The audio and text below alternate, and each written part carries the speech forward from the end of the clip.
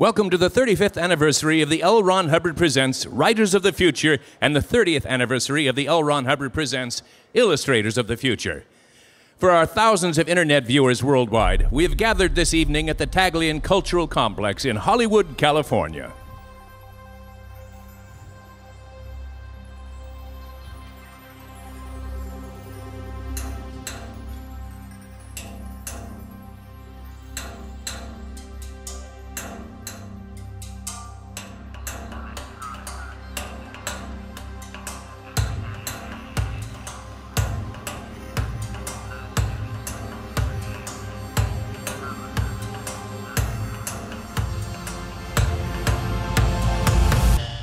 It's time to reboot.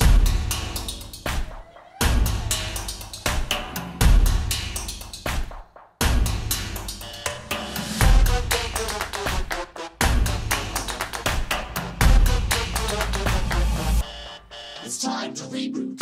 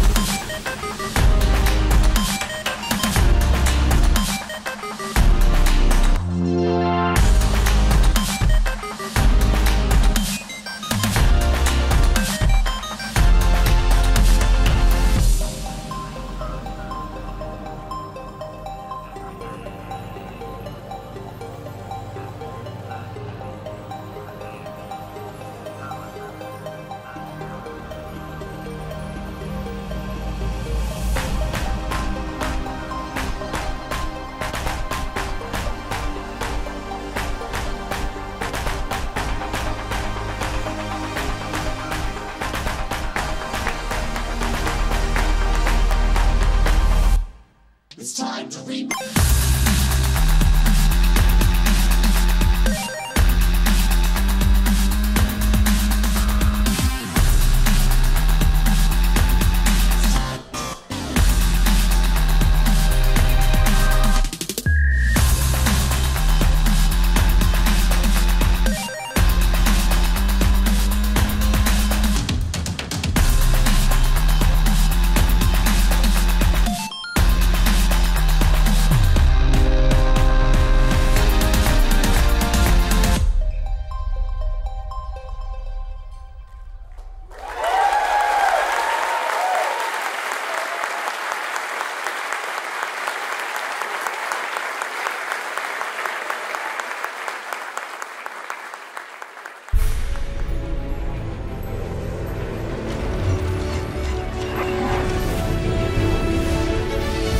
The artist has an enormous role in the enhancement of today's and the creation of tomorrow's reality.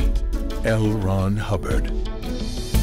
It is with this in mind that philosopher and best-selling author L. Ron Hubbard created the Writers of the Future contest, followed by the companion Illustrators of the Future contest. Both have since grown into the most prestigious contests of their kind, based on merit alone.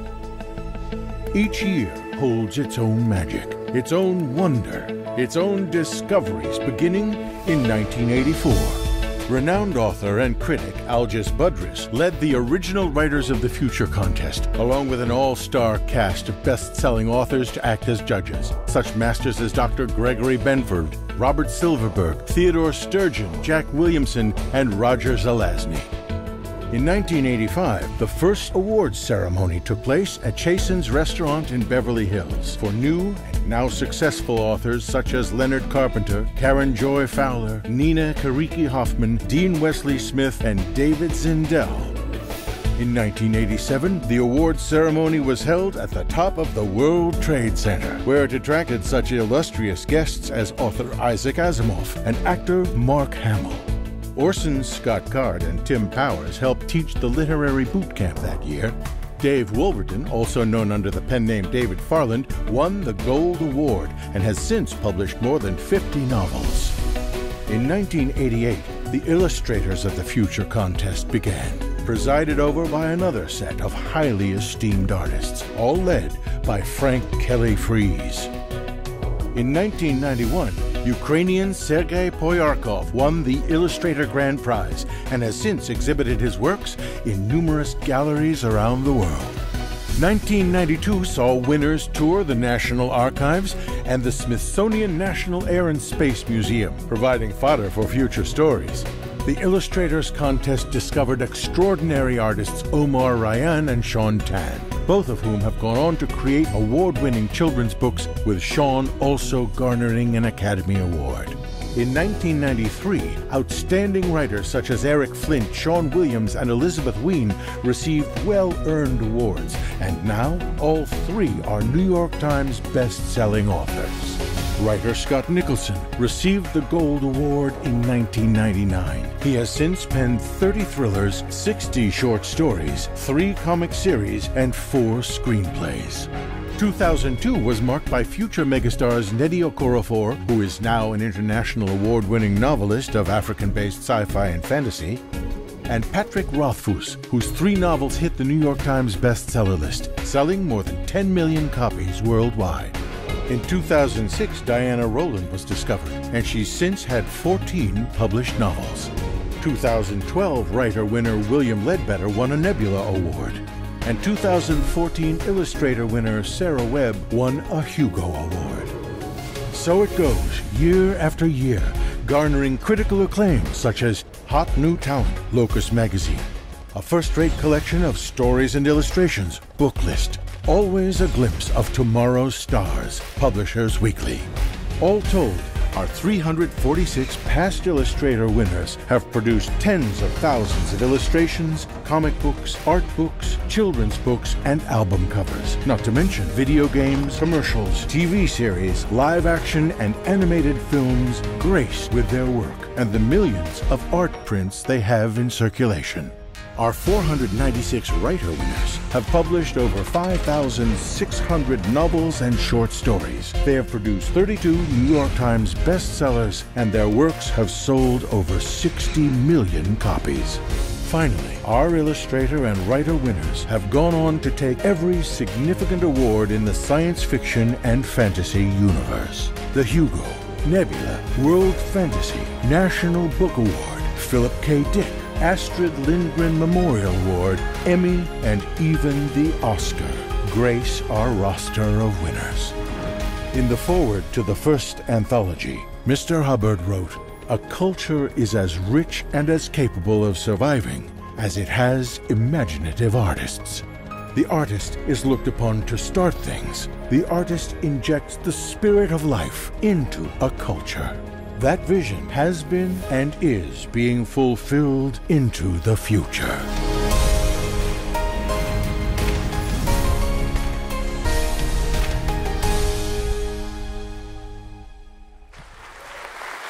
Please welcome our Mistress of Ceremonies, Executive Director of Author Services, representing the literary works of L. Ron Hubbard, Ms. Gunhild Jacobs.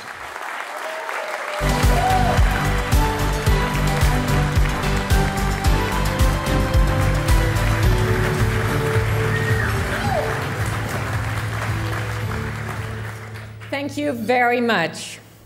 Good evening, and welcome to our 35th annual awards event.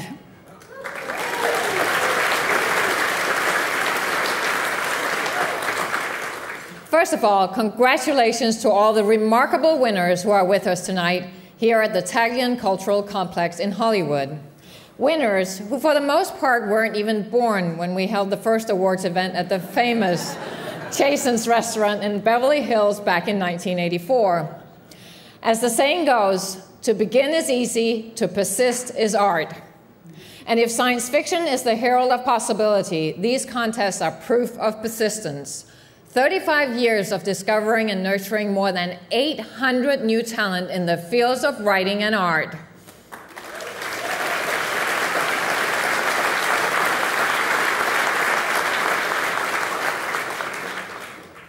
In addition to the awards presentation itself, we are honored to be able to bestow the L. Ron Hubbard Lifetime Achievement Award to Bob Eggleton, a founding judge for the Illustrators of the Future contest.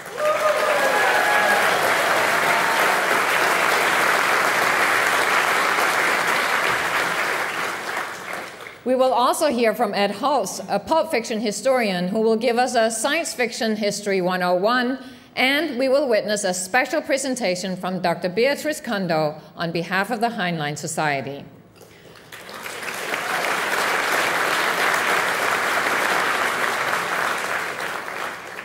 Likewise, I am delighted to welcome special guests who will be participating in tonight's events. Actor Sean Cameron Michael, recently from Blood Drive, Black Sails, and The Mummy.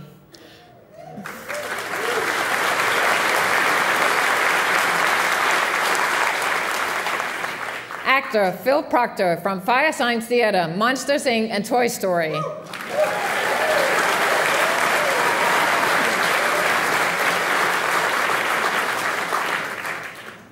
Emmy-nominated actress Lee Purcell from Wes Craven's Summer of Fear and the sci-fi TV series Persons Unknown.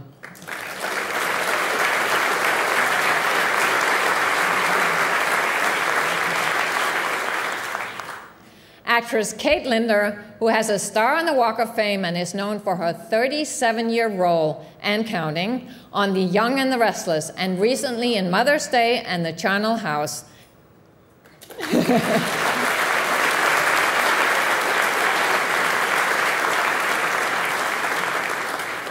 And actor and model Ernest Pierce, starring in DTLA, Cheetah in August, and feature films such as Witchcraft.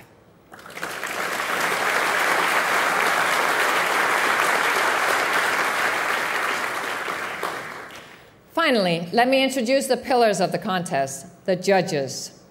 Persistent, generous, and consummate professionals who concluded that these 24 winners sitting in this room should be added to the roster of who to read and who to watch next.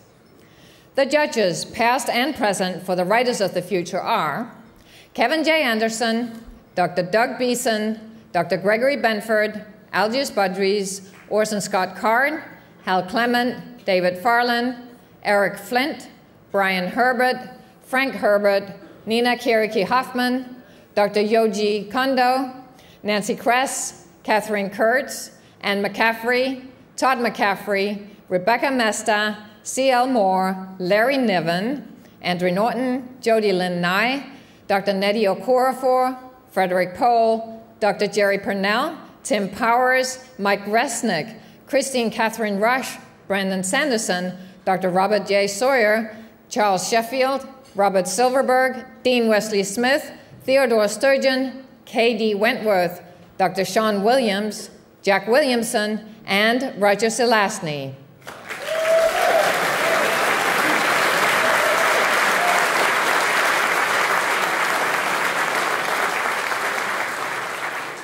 And the judges for the Illustrators of the Future contest, past and present, are Ed Cartier, Robert Castillo, Echo Chernick, Lazarus Chernick, Cirulio, Vincent DeFate, Leo and Diane Dillon, Dave Dorman, Bob Eggleton, Will Eisner, Larry Elmore, Frank Frazetta, Frank Kelly Fries, Dr. Laura Fries Baraha, Jack Kirby, Val Leakey Lindan, Paul Lear, Ron Lindan, Stefan Martiniere, Gary Meyer, Judith Miller, Mobius, Cliff Nielsen, Mike Perkins, Sergei Poyakov, Rob Pryor, Sean Tan, H.R. Van Dongen, and Stephen Ewell.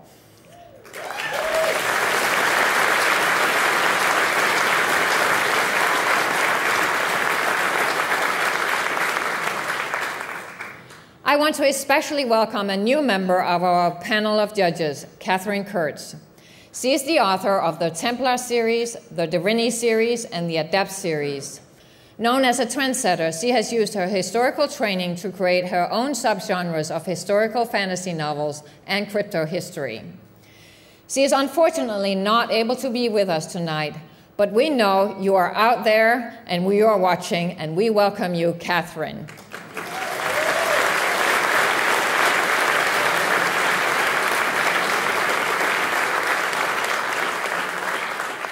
And as for all the incredibly talented judges who are with us tonight, please stand to be acknowledged.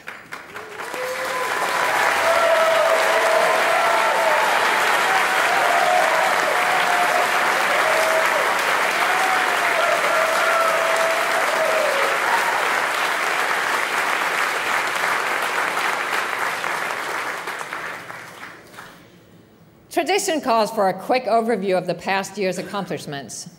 Both the Writers and Illustrators of the Future contest continue to grow, and 2018 once again saw the highest number of entries in the history of both contests. In fact, to handle the volume of submissions to the Writer contest, we added an assistant first reader to work under David Farland, the coordinating judge. Herself a best-selling author from Writers of the Future Volume 31, and since then a Hugo and a Campbell Award nominee, she is Carrie English.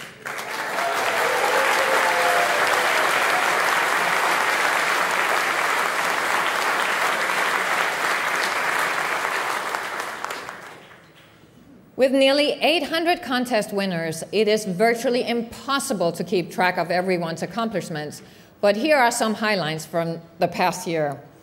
No less than 31 past winners were finalists or nominated for major prizes such as the Analog Award, the Asimov's Readers Award, the Aurealis Award, the Aurora Award, the Chesley Award, the Compton Crook Award, the Digital Book World Award, the Ditmar Award, the Elgin Award, the Hugo Award, the Locus Award, and the World Fantasy Award. And as for top awards, special accomplishment, and recognitions, Artem Mirolovich of Volume 23 has started his own contest, reversing the age-old formula of artists illustrating stories. He asked that writers create stories based on his illustrations. Mike Cole, who was on the CBS Hunted last year, released Legion versus Phalanx, and another book in his Sacred Throne trilogy, The Queen of Crows. Throughout the year, our past winners graced the covers of the 3 largest short story magazines in speculative fiction: the Magazine of Fantasy and Science Fiction, Asimov's Science Fiction, and Galaxy's Edge. Dr. Nnedi Okorafor, Volume 18 alumni and current Writer Contest judge, is the author of the soon-to-be-released Black Panther story, Shuri, The Search for Black Panther, and has written several more stories for the franchise.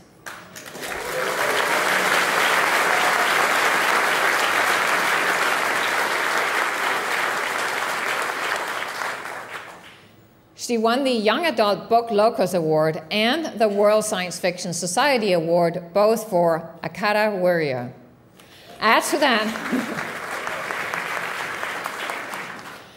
that, a Person of the Year Award at the 2018 African Diaspora Awards, and I think we can safely say she is having a good year.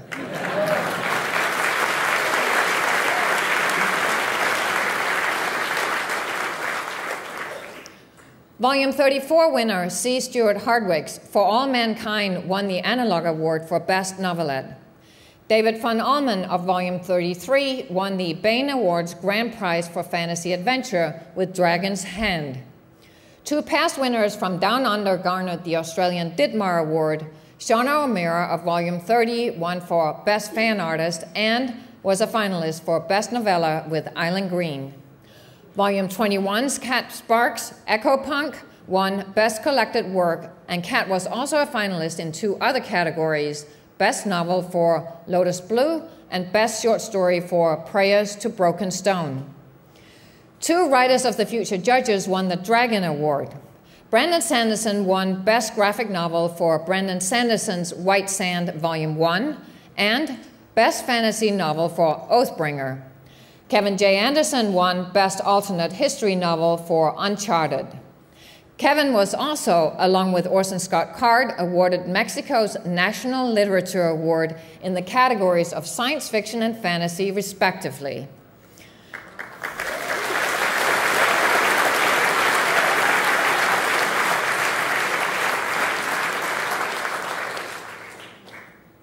Past illustrator winners Omar Ryan, Andrew Sanier, Sarah Webb, and Illustrators of the Future judge Cliff Nielsen were all selected for Spectrum 25.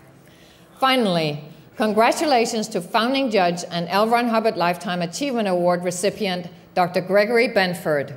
He is the winner of the 2019 Robert A. Heinlein Award, given for outstanding published works in science fiction and technical writings that inspire the human exploration of space.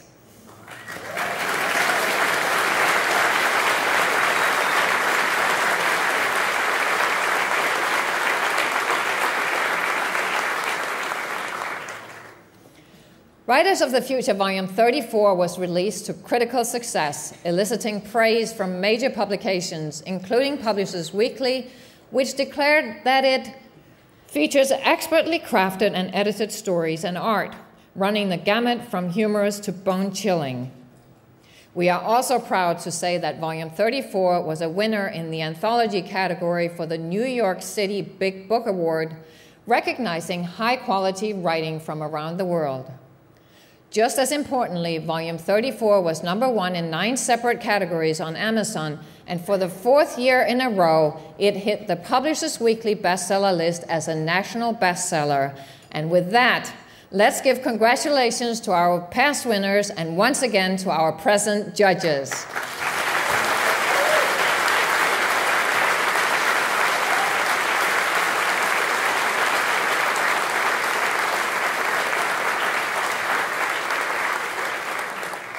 And now, to release L. Ron Hubbard Presents Writers of the Future, Volume 35, please welcome the President of Galaxy Press, Mr. John Goodwin.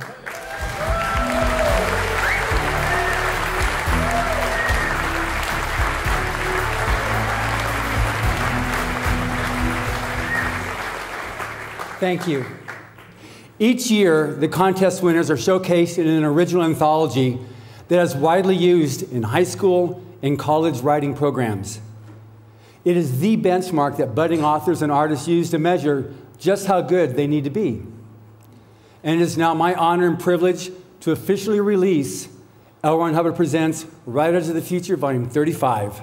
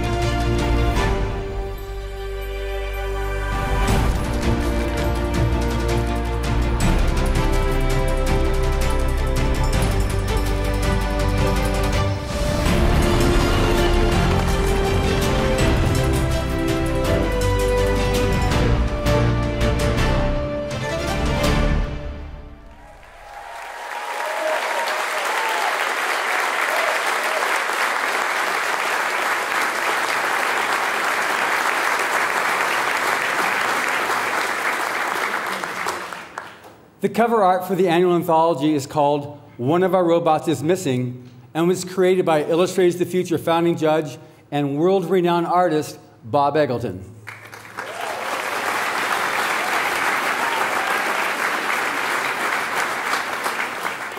His art inspired a story written by Dean Wesley Smith called Lost Robot, included in the anthology.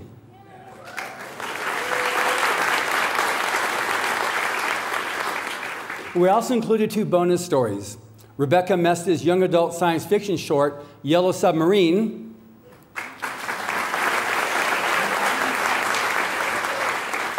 and The Idealist by L. Ron Hubbard, who originally used the pen name Kurt von Rocken for this story.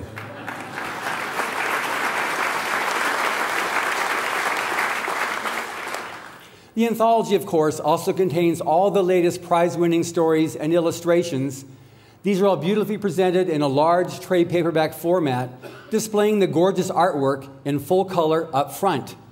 It is edited by David Farland, coordinating judge for the contest and himself a past grand prize winner.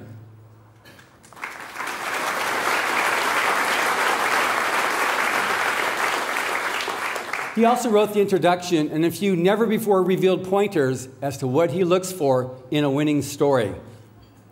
In keeping true to the pay-it-forward philosophy of the contest and fulfilling a demand from up-and-coming creative artists for tips from established pros, we also included educational essays on the craft of writing and illustration, such as The Illustrators of the Future Contest, Directing the Art, by the coordinating judge, Echo Chernick.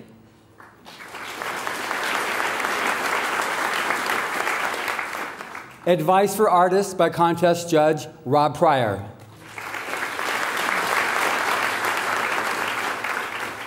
Tips for Embryonic Prose by contest judge Mike Resnick.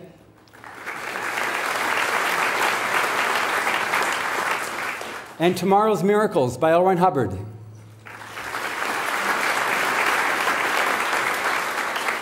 As for the rich content by the winners, if you want to read something different, something original, something fresh, and if you want to support these terrific new writers and artists, well, get your own copies tonight, and then congratulate the winners as you get their soon-to-be famous autographs.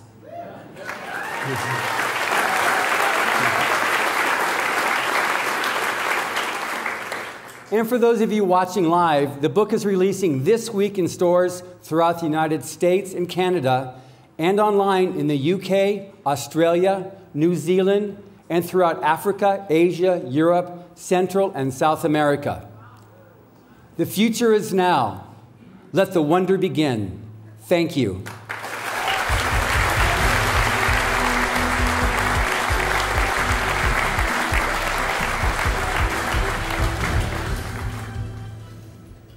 On to the awards. Each quarter, the judges choose 3 winning writers and 3 winning illustrators, 24 artists in all, whom you are about to meet. Carrie English, as the first reader of the Writers' Contest, goes through all the entries each quarter. She is followed by David Farland, the coordinating judge, who then selects the honorable mentions, silver honorable mentions, semi-finalists, and finalists.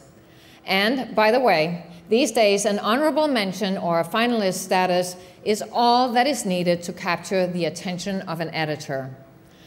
The rest of the judges read the finalist stories to determine the top 3. The quarterly first-place winners then compete for the Golden Pen Award.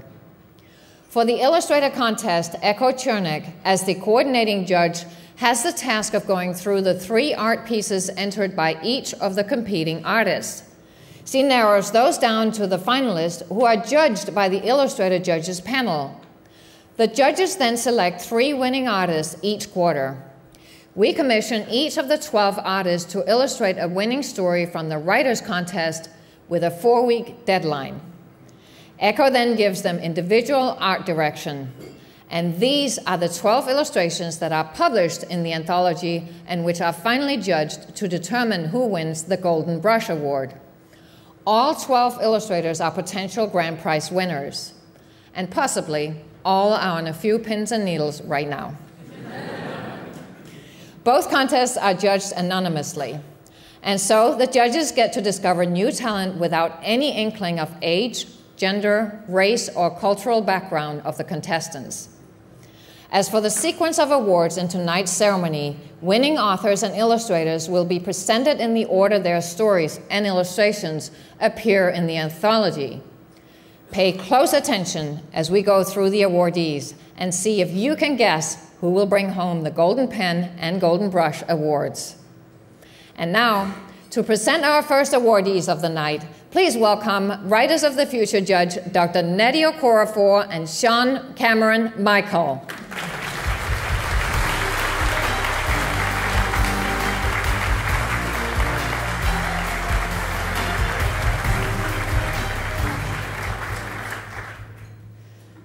Elise Stevens from Seattle, Washington is a first-place winner and a contestant for the Golden Pen Award with the story Untrained Luck, a story where, in a strange country in a distant future, a desperate mediator must negotiate a contract between two crime lords.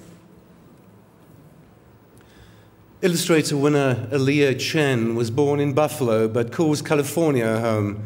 From an early age, she fell in love with both reading and drawing and found a hobby in reimagining science fiction and fantasy stories through her artwork. Please congratulate winners Elise Stevens and Aaliyah Chen.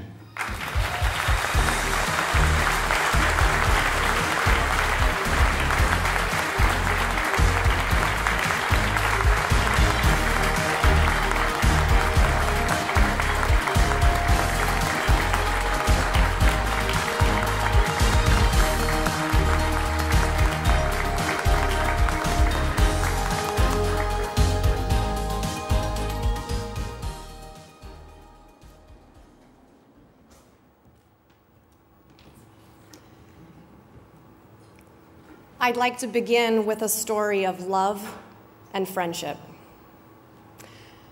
There was once a young woman who was accepted into a literary boot camp with one of her very favorite authors, and at the same time she had an 8-month-old baby boy. And as she was trying to figure out how in the world to make this impossible thing happen, a dear friend came up to her and said, "I will come with you. I will watch your baby. You go do this."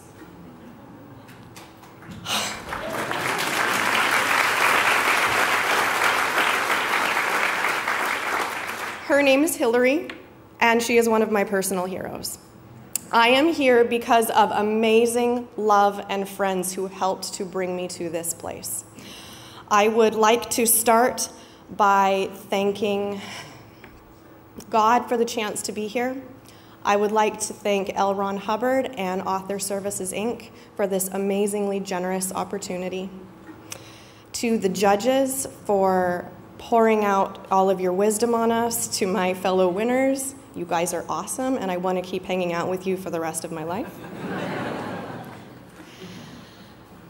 To my parents, George and Susan, who homeschooled me and were always a place of encouragement.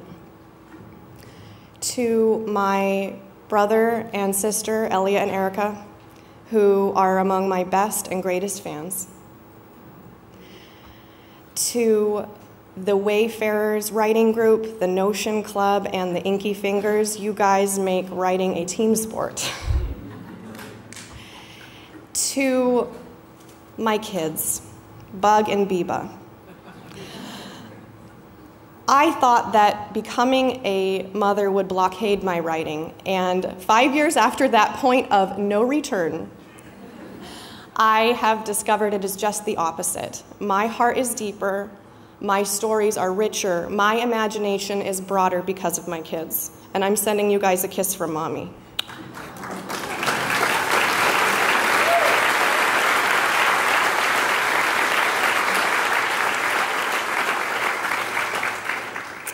Lastly, to my husband, James, who endures my plot critiques, laughs at my jokes, and believes in me more than I do.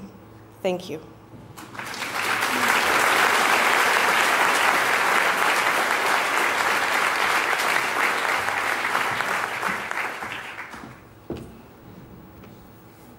I'm really honored to be here tonight.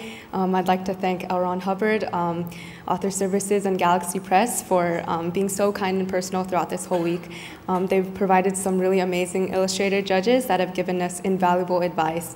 I'd like to thank Elise for writing an amazing story. It was really inspiring, and I had so much fun illustrating it.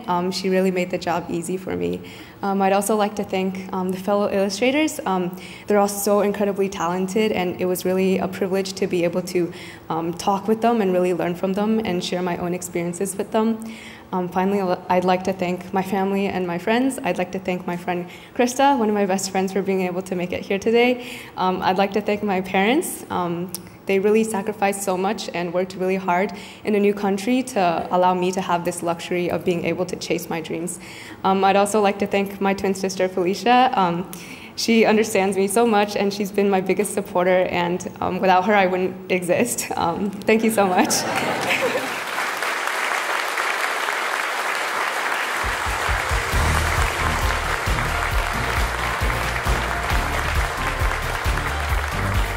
Please welcome Writers of the Future Judge Todd McCaffrey and Illustrators of the Future Judge Larry Elmore.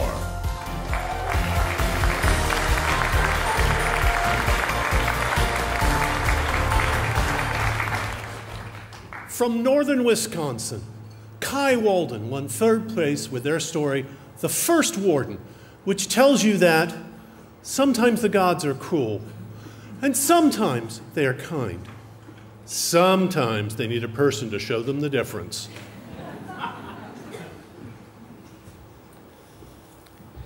Illustrator Alexander Gustafson is out of the icy mountains of Vermont, where he enjoyed drawing, telling stories, and playing Dungeons and Dragons.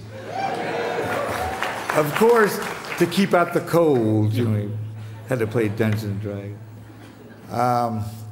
Alexander is, as far as we know, the first illustrator winner to receive a personal letter from his state governor congratulating him for his accomplishments. That's very good.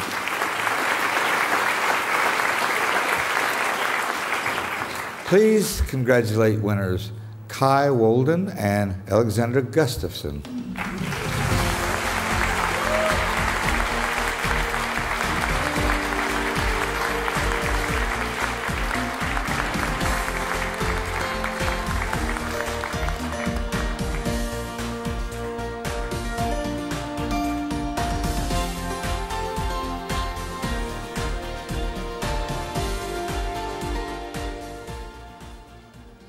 Thank you so much.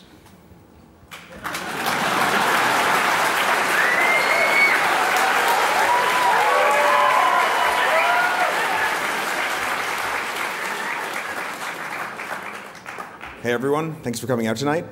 I'd like to thank a lot of people, Mr. Hubbard for putting this all on, my parents who have sacrificed a lot to allow me to chase this. Being an artist is not easy.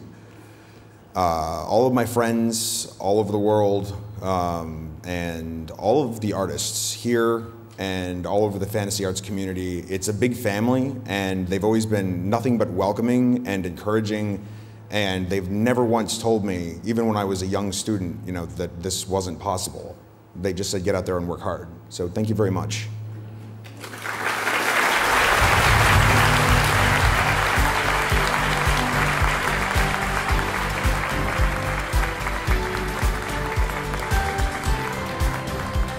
Please welcome Writers of the Future Judge Dr. Robert J. Sawyer and actor Ernest Pierce.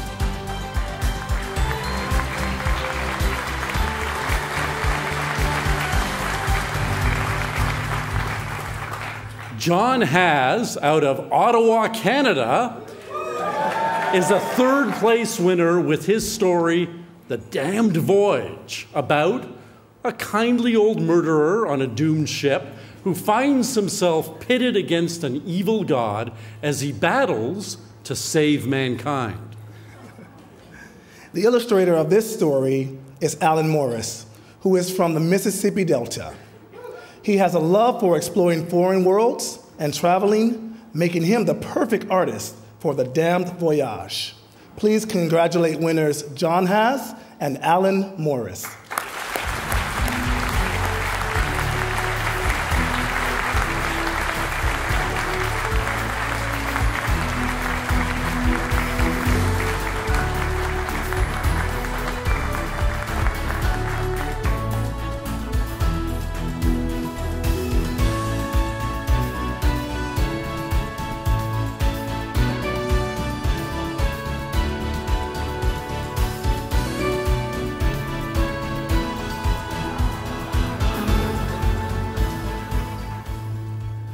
Okay, I obviously don't know what I'm doing here. Okay. Luckily, I wrote it all down. So, nobody makes it to a point like this, to any point of success alone. And if you're really lucky, you get a night like this to say thank you to people. So, here we go. To begin with, got to start with Author Services, L. Ron Hubbard, the judges, for putting this entire thing on, for bringing us out here for a week, for teaching us all the secrets for the past 35 years of paying it forward to, I was going to say young writers, but I don't quite qualify for that. It's called the next generation. So thank you to all of you for that. And speaking of the next generation, I am here with 11 amazing writers.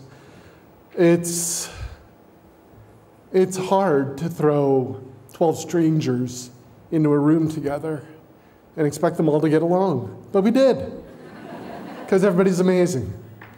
And I've made friends for the rest of my life.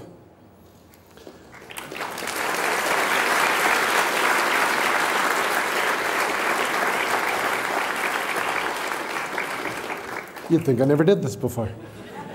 Thank you to my amazing artist, Alan, for bringing my art to life in a way that I could never hope to. Just incredible. Okay, I'm going to speed up the rest of it. Thank you to all the people in my life who have done the job of being first readers for me. People like my big sister, Janet, my great friends, Allison, Chris, and Greg. Okay, Allison, Chris, and Greg. Greg in particular, who bugged me year after year to do a Lovecraft-inspired story.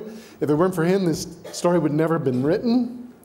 Thank you to my mom and dad, who are no longer with us, but who supported every crazy dream I ever had without telling me that they were crazy.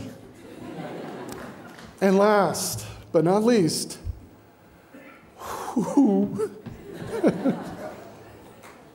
thanks to my two sons, Jack and Oliver.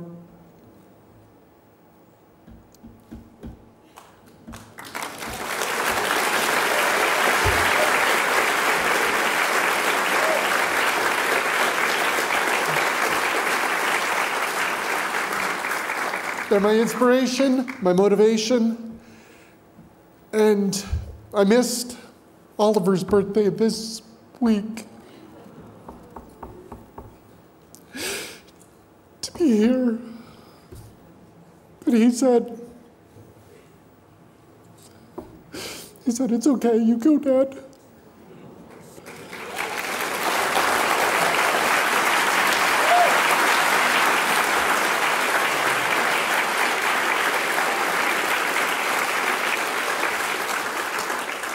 This is for them as much as for me.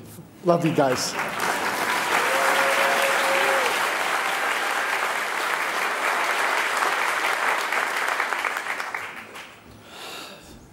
That was emotional. I can't tell you how grateful I am to be here. I mean that from the heart. It's a sheer honor to me. And there's a few people I need to thank without whom I wouldn't be here today and I wouldn't be the person I am. And I hope you won't play the music. There's a lot. I want to start off by thanking L. Ron Hubbard and Author Services, the judges of this wonderful competition, for getting me here today. And of course, I got to thank my illustration family all around the world. It is the most giving home away from home anyone could ever have. I need to thank Sarah for always being there, Bear for always pushing me to do better, Alex for giving me the opportunity, and I need to thank my two mentors, Duncan Baird, especially Duncan Baird and Todd Lockwood, who have been endless help. And of course, my family. I need to thank my uncle who gave me my first fantasy novel all those years ago and set me off on my journey. I need to thank my grandmother for letting me play and run free and pretend that sticks were swords. And I need to thank my sister, my one and only sister, for being there since the beginning and being my first best friend. But most importantly, I want to thank my mom and dad, who taught me to be humble and hardworking and gracious and kind, and this one's for you. So thank you.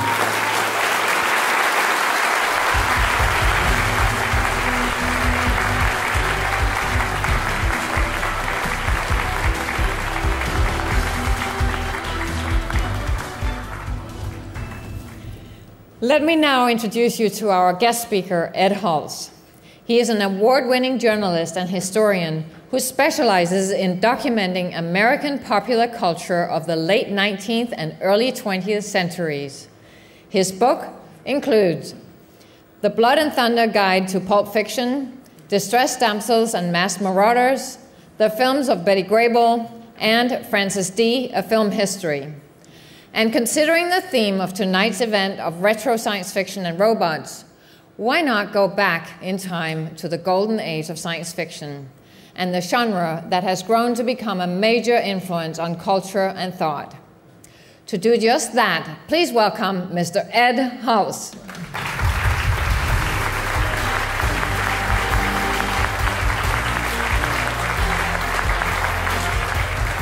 Thank you. First, I want to say how delighted I am to be with you all tonight. I want to congratulate everyone who participated in this year's Writers and Illustrators of the Future contest, especially the winners. It's a great honor for me to participate in an event with such a long, rich history. So now, if I may, let's talk a little about the history of the genre that brings us all together tonight. It begins with pulp magazines. So what were the pulps? Well, they were mass-market, all-fiction periodicals named for the coarse paper they were printed on. Paper so quickly and cheaply processed, you could actually see tiny slivers of wood pulp embedded in it. These magazines were roughly 7 by 10 inches and boasted colorful covers printed on glossy stock. The first pulp magazine appeared in 1896 and was called The Argosy. Published by newspaper man Frank Munsey, it was the flagship of a fleet of such periodicals that most notably included the All Story magazine, which debuted in 1905. It was All Story that in early 1912 published Under the Moons of Mars, the exciting tale of an Earthman mysteriously transported to the Red Planet. His name was John Carter, and his creator was the magazine's breakout star author, Edgar Rice Burroughs, who later that year thrilled All Story readers with a cute little yarn called Tarzan of the Apes. A man named Hugo Gernsback believed that fiction with a sound scientific orientation could be a powerful force for education as well as a medium for escapist entertainment. In the early 20s, he began printing such stories in his technical magazines, and in 1923 devoted most of an issue of Science and Invention to them. Favorable reader reaction inspired Gernsback to consider publishing a magazine devoted entirely to what he then called scientifiction. Rather than solicit and pay for newly written fiction, Gernsback chose to reprint stories by Jules Verne, H.G. Wells, and even Edgar Allan Poe. The first issue of Amazing Stories, cover dated April 1926, was a roaring success.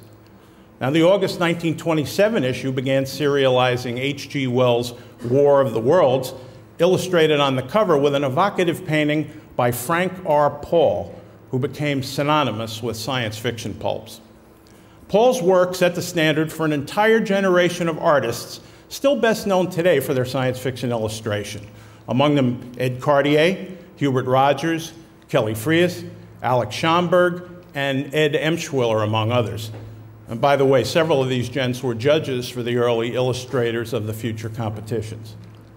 The most important early issue of Amazing Stories was its August 1928 number, which remains not only a milestone in genre history, but also a landmark in American pop culture. The principal attraction was part one of The Skylark of Space, a novel by Edward E. Doc Smith and Lee Hawkins Garby. A rousing example of what would soon be dubbed space opera, this imaginative yarn revolutionized science fiction by by expanding its parameters beyond our own galaxy for the first time. The next few years saw American newsstands stuffed with copies of Amazing Stories, Science Wonder Stories, Air Wonder Stories, and Miracle Science and Fantasy Stories. But the genre's most influential pulp magazine, without a doubt, began in January 1930 as Astounding Stories of Super Science. Published by William Clayton and edited by Harry Bates, Astounding wasn't particularly scrupulous about maintaining scientific accuracy in either its fiction or its artwork. Industry wags joked that to fill a hole in his latest issue, Bates would take a Western story purchased for another Clayton pulp and transform it into science fiction merely by replacing six-shooters with ray guns and horses with rocket ships. Now, it was during Astounding's early years that some people started referring to the genre as space opera, a play on the derisive term horse opera, which had been coined to describe Westerns. If two stories scheduled for the same issue took place on Venus, Bates would change one's location to Mars without giving any thought to the different climate or topography. Of course, it hardly mattered because most of his writers didn't know any more about the planets than he did. When Clayton went bust during the Depression and sold off his titles in 1933, Astounding was picked up by the well-established firm of Street and Smith, which at that time didn't have a science fiction pulp in its line. The new editor was F. Orland Tremaine, who lacked any scientific background but was bright enough to recognize yarns with interesting ideas. One of Tremaine's regular contributors was a brilliant up-and-comer named John W. Campbell. He wrote under both his own name and the pseudonym Don A. Stewart. His wife's maiden name was Donna Stewart, get it? He was hired as Tremaine's assistant editor in late 1937 and assumed full editorship of Astounding with the January 1938 issue. And that, my friends, changed the course of science fiction history. Campbell wasted no time remaking the magazine in his image and likeness, immediately changing its title from Astounding Stories to Astounding Science Fiction. He cultivated new writers. Most of them are active science fiction fans who'd started reading Gernsback Amazing Stories the previous decade. He suggested story ideas to those he felt most capable of doing justice to them. He instructed his cover artists to eschew the space opera action and bug-eyed monsters common to Clayton-era issues of Astounding. In short, he constantly strove to improve science fiction image, and in so doing, he ushered in what became known as the golden age of science fiction. Campbell published the first or early stories by a group of talented newcomers who would dominate science fiction for decades to come. Among them, Robert A. Heinlein, Theodore Sturgeon, A.E. Van Vogt, Isaac Asimov, Lester Del Rey, Lee Brackett, the list goes on and on. Heinlein, a former naval officer and aeronautical engineer, became known as the dean of science fiction. He was instrumental in using science fiction to explore cultural trends and address the impact of rapid technological advances on our civilization. During the years just before America's entry into the Second World War, Heinlein's major achievement was charting a future history in which he set a number of stories taking place during a 300-year period beginning in the 20th century. One of the best was Universe, which depicted a small civilization that inhabited a gigantic starship. The principal exception to Campbell's stable of authors was a talented journeyman who had spent nearly 5 years writing pulp fiction of every conceivable type before landing at Astounding, and by the way, settling into the genre that would eventually dominate his career. L. Ron Hubbard learned how to compose saleable copy by pounding his typewriter incessantly, turning out complete short stories on a daily basis and firing them off to editors. He often dreamt story ideas at night and woke up the next morning ready to bang them out on a first draft basis. Hubbard had already been selling the Street and Smith's Western Story magazine and Top Notch magazine when he was urged by the company's editorial director to submit some copy to Campbell. See, the powers that be worried that Astounding was running too many stories celebrating futuristic technology at the expense of relatable characters and gripping melodrama. Hubbard's first submission to Campbell was The Dangerous Dimension, published in the July 1938 issue. His boundless imagination enabled him to generate more stories than Campbell could conceivably use in Astounding. And since many of them were more fantasy than science fiction anyway, the editor bought them for Unknown, a sister publication launched in 1939 as a vehicle for tales of the supernatural. For this magazine, Hubbard produced some of his most memorable stories, among them Death's Deputy, Slaves of Sleep, and two of the most effective horror and fantasy yarn written for the pulps, Fear and Typewriter in the Sky. And his breakthrough novel in the science fiction genre was 1940's Final Blackout, a chilling serialized novel that predicted nuclear holocaust several years before we dropped the first atomic bomb to end World War II. Now, by this time, Hubbard composed more thoughtfully and deliberately, and it's in Final Blackout, as well as his work for Unknown, that you can really see a master honing his craft. A.E. Van Vogt made a startling debut in the July 1939 issue with Black Destroyer. And the next year, he wowed the science fiction community with Slan, a tightly plotted novel whose protagonist was a benevolent mutant persecuted by an unreasoning society fearful of his superior abilities. Isaac Asimov had written several fine stories when Campbell helped him work out what became known as the 3 laws of robotics.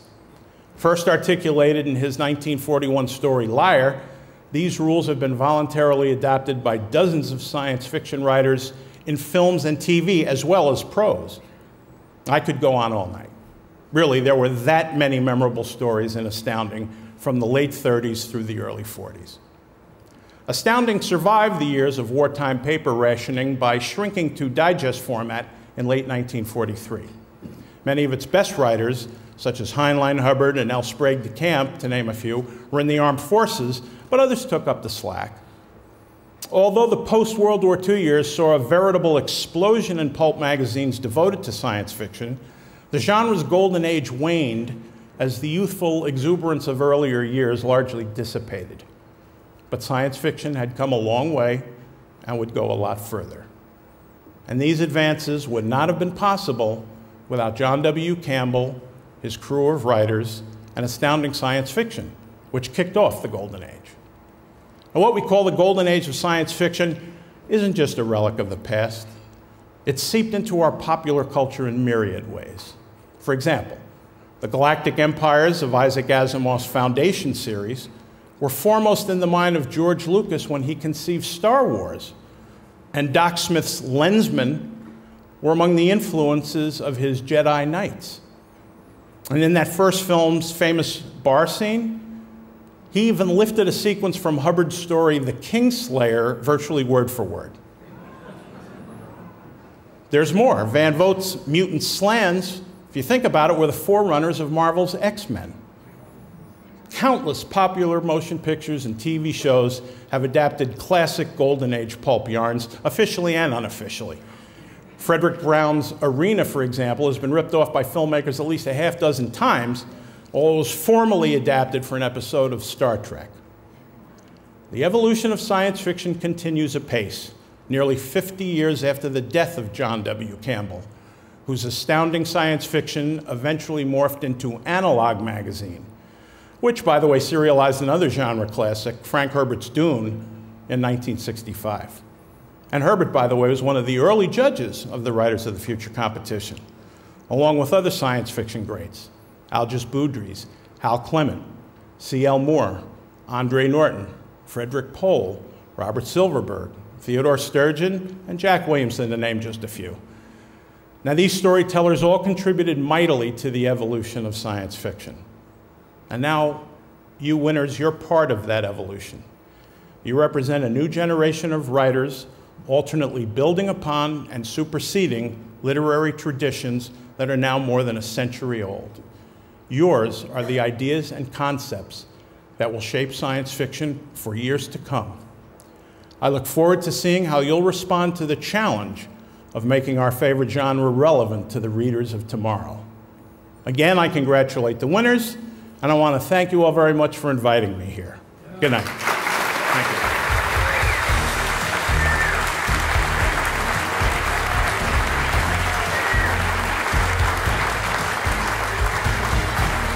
Please welcome Writers of the Future Judge Tim Powers and Illustrators of the Future Judge Val Lakey Lindon.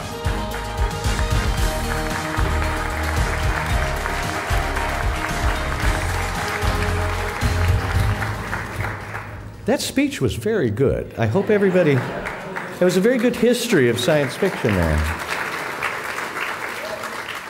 In any case, Andrew Dykestall, out of Arlington, Virginia, it sounds like he escaped, is a first place winner and a contestant for the Golden Pen Award with his story Thanatos Drive, wherein the protagonist, Lee, is struggling to defeat a god, but is he following his own will, or is he just a puppet of the god's purposes? The illustrator of the story is Jinji Jiaomei from Los Angeles. She is, out of pure necessity, nicknamed Q. Originally from China, she came to the U.S. after high school, seeking further art education. And boy, did she get one this week at the workshop, okay? Please congratulate winners Andrew Dykestall and Q.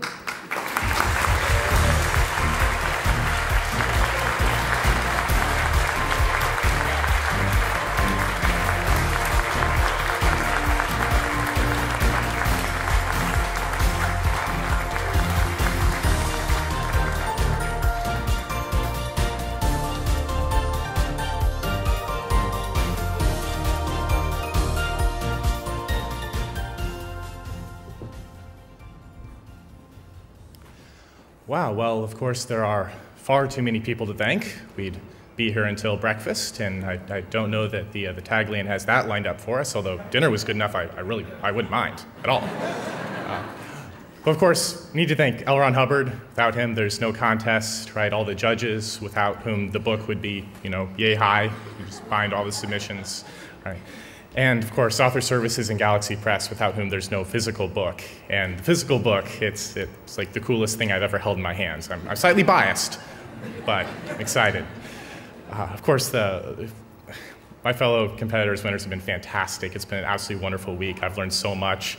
I have to thank Q for the just absolutely amazing illustration. I mean, she hit it out of the park. It's like, this isn't the picture in my head. This is better. I have to reread the story now that I have something that looks really good in it. Of course, I have to thank my parents. Without them, not only would I not be here, I wouldn't be anywhere. And I have to thank them more particularly for raising me to love stories and to love words. I mean, my father's egregious lies about frozen foods and things like that, and his sense of humor really shaped me as a writer, made me love science fiction possibilities that, you could lie to people and they would like you for it. And my mother is just an amazing woman. If hustling people at Scrabble were a thing, she would be living in a mansion or possibly some sort of lair on the side of a volcano. So I owe a great deal to her. To my sister Leah, who is an endless source of patience and encouragement, and sometimes Hebrew translations, which has been useful before in the past. And of course, the friends who've read all my work and have helped transform me from a writer who is just absolutely hopeless to a writer who has a lot of hope for writing things worth reading. And among them particularly, my friends Faith, Maggie, Virginia, and Aaron, and Aaron. Yes. So thank you, everyone. I'm delighted. I can't go home and take what I've learned in the workshops and write more.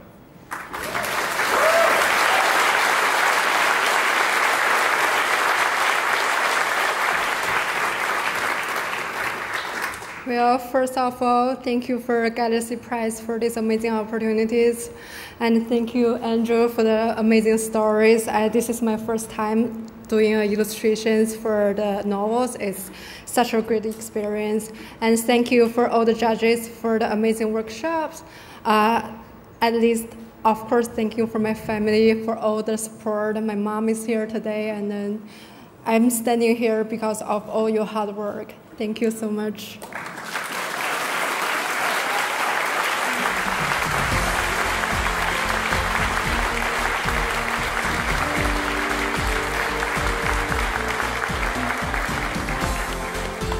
Please welcome Writers of the Future Judge Dean Wesley Smith and Illustrators of the Future Judge Rob Pryor.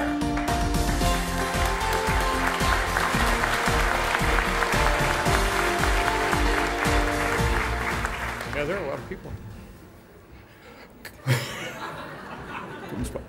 Kyle Kieran works on a ranch 9,000 feet above sea level in Creede, Colorado, and is a first-place winner, making him a Golden Pen Award contestant with his story, A Harvest of Astronauts, where, at the edge of a faraway solar system, a cyborg with a noble intent finds that he must rob the dead to aid the living.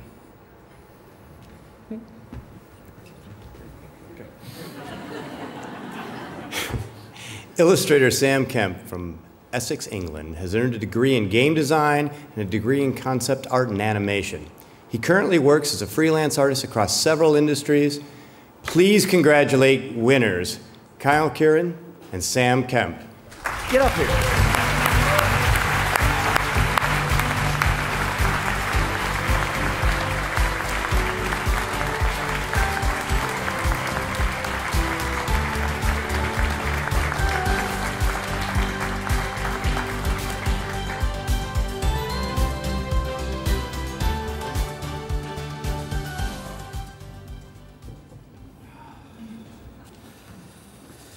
Wow. Thank you. This is insane. I got to start off by thanking the Hubbard Estate for making this entire thing possible and for getting me away from all of my sheep.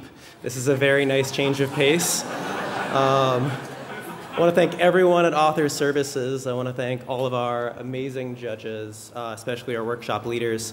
You guys have been fantastic. I want to thank all my fellow winners. You guys are rock stars. I so look forward to following all of what I'm sure will be amazing careers. I want to thank my parents for giving me more chances to succeed at this and to pursue this than any one person honestly deserves. I want to thank my partner, Emma, who is the whole reason I'm writing short fiction at all, let alone short fiction that is worth reading. She's also the only reason I've managed to get this tie on today. So thank you. I really wish that was a joke, but it isn't. I want to thank Pam for putting me in a position where I could focus so much of my energy on writing. I want to thank Brandon Sanderson, from whom I was introduced to this contest. I want to thank Sam for his insanely incredible illustration. Honestly, it is beyond anything I could have possibly hoped for. And finally, I want to thank everyone here today. Thank you for being passionate about stories. Thank you for your support. Thank you for the gift of your time. Thank you very much.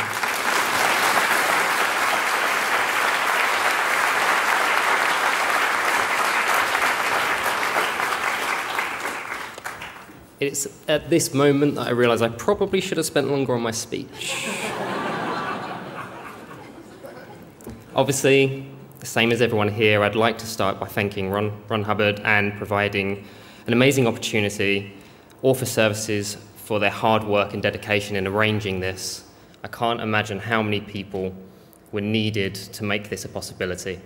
I mean, that's including getting the artists out of bed in the morning. I'd like to thank the mentors and the guest judges who have provided an insight into their wonderful lives and careers.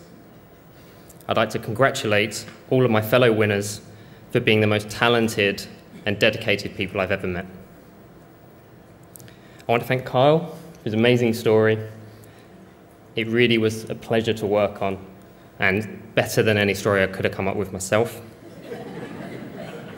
And finally, I want to thank my family.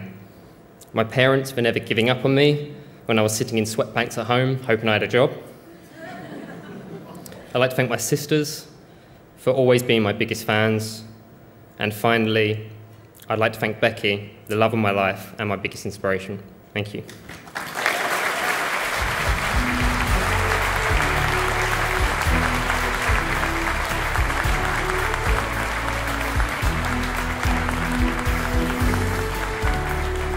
Please welcome Writers of the Future Judge Dr. Gregory Benford and actress Kate Linder.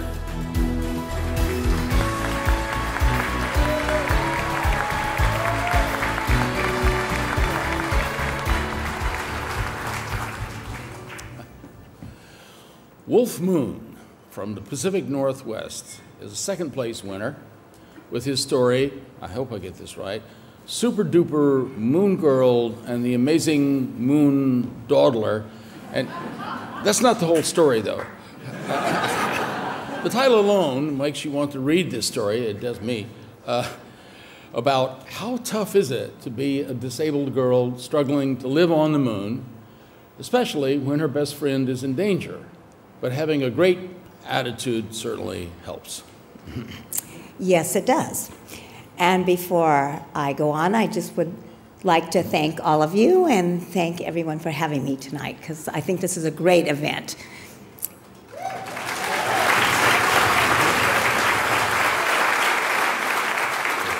At 15 years old, the illustrator of this story, Alice Wong, is the youngest winner in the history of the contest.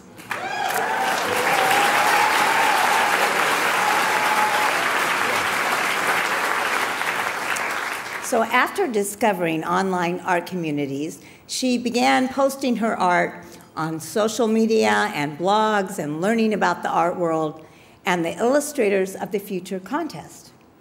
So please congratulate winners Wolf Moon and Alice Wong.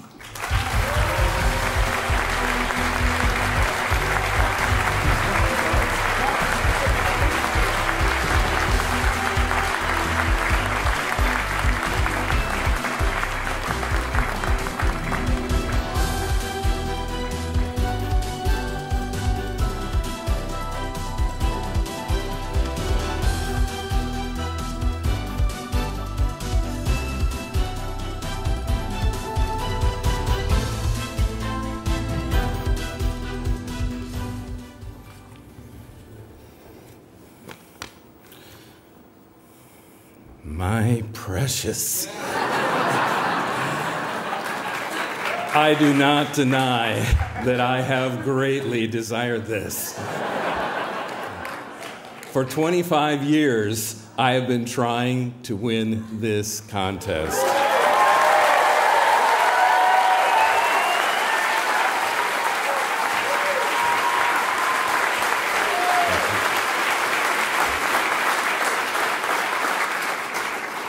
Thank you. I love this contest. I have always loved this contest. I love this contest because it celebrates excellence in writing and in art. And I want to thank Alice Wong for creating such a beautiful work of art that illustrates the concepts of my story.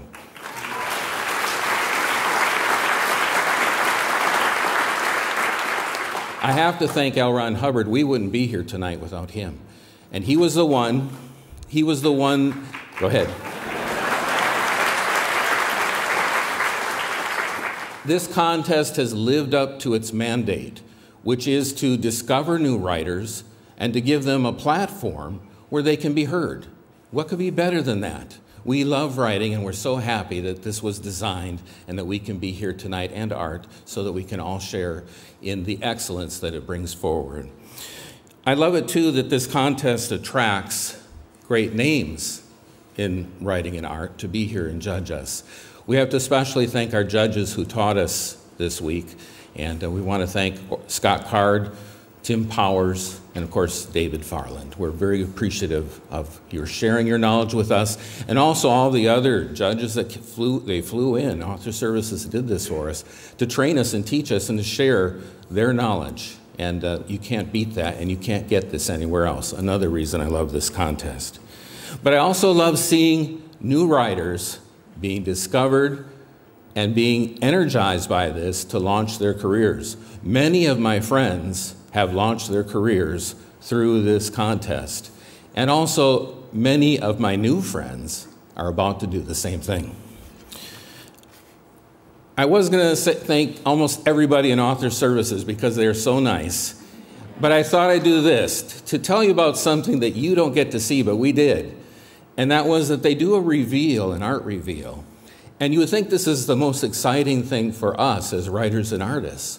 But when I walked in that room, around the whole perimeter were all of the people in Author Services, all of them lined up standing there.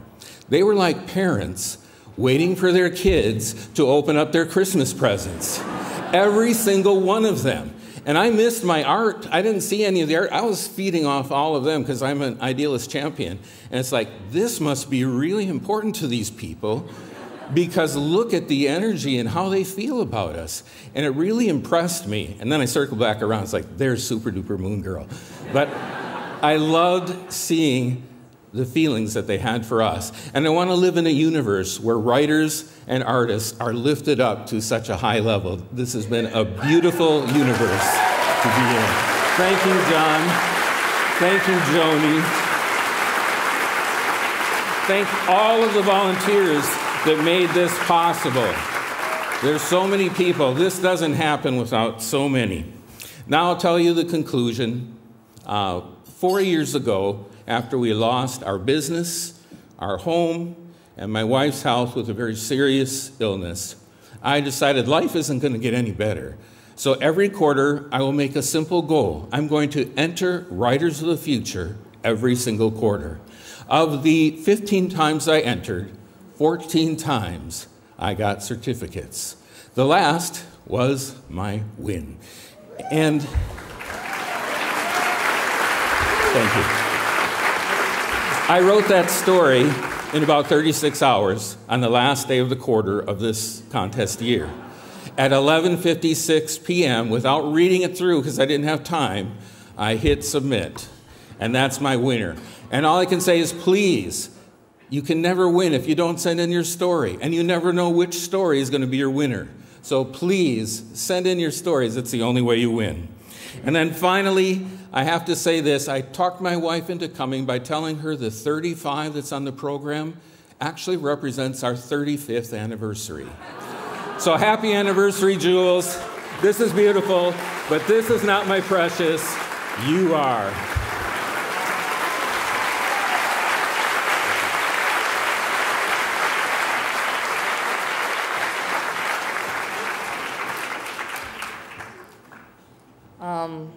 Thank you. Well, I'm sick, so this is why I sound like that. So I'll spare you all and myself from a long speech. But thank you all who made this book possible and for me to be standing here.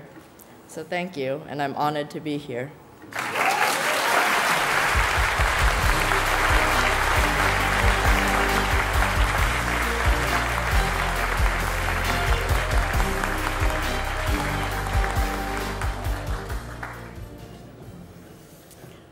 As you earlier heard from our keynote speaker, L. Ron Hubbard started his professional writing career at a young age, hammering out popular fiction tales in every genre.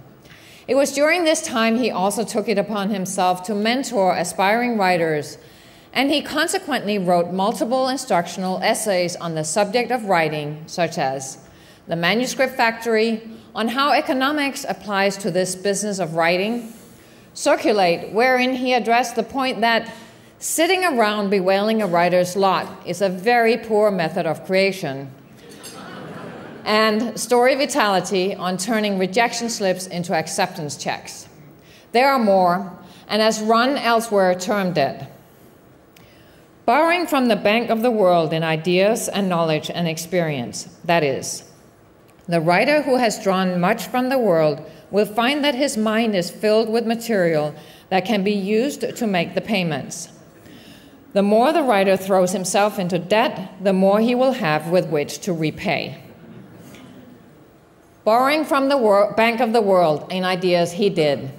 As an adventurer, aviator, master mariner, explorer of many diverse cultures, and as a student of atomic and molecular principles. And if ever the well ran dry from former adventures, there was always the next horizon, as you will see in this short film in which L. Ron Hubbard describes how he lived the stories he wrote.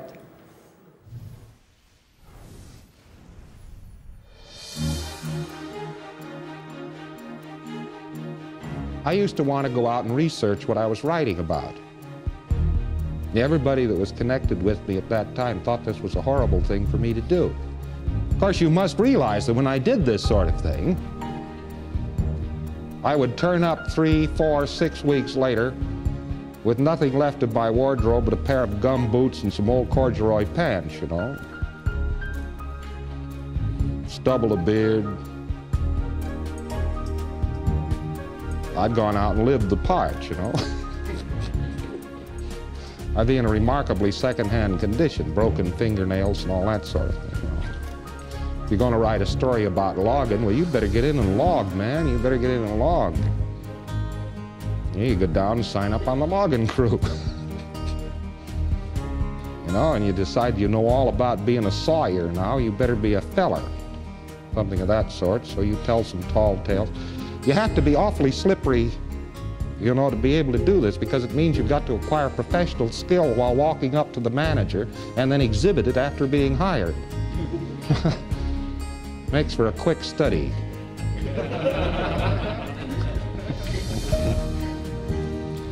They didn't like to see me do this. I'd just disappear out of ken. Of course, they'd worry about me and all that sort of thing. I'd come back with engine oil all over me, having been a stunt pilot for 7 weeks, you know. Write a story about it. It worried them, as one could see, but it was a dirty trick. I used to have a system of not writing about things I didn't know about. I think it's a fairly good maxim. I would advise it to almost anybody.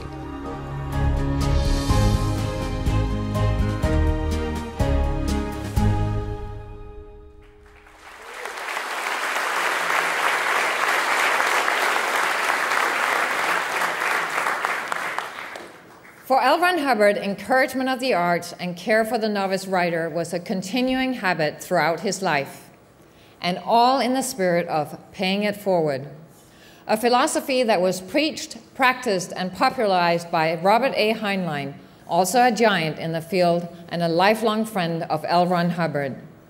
To give a special presentation, please welcome the daughter of the late Writers of the Future judge, Dr. Yoji Kondo, and a member of the Heinlein Society Board of Directors, Dr. Beatrice Kondo.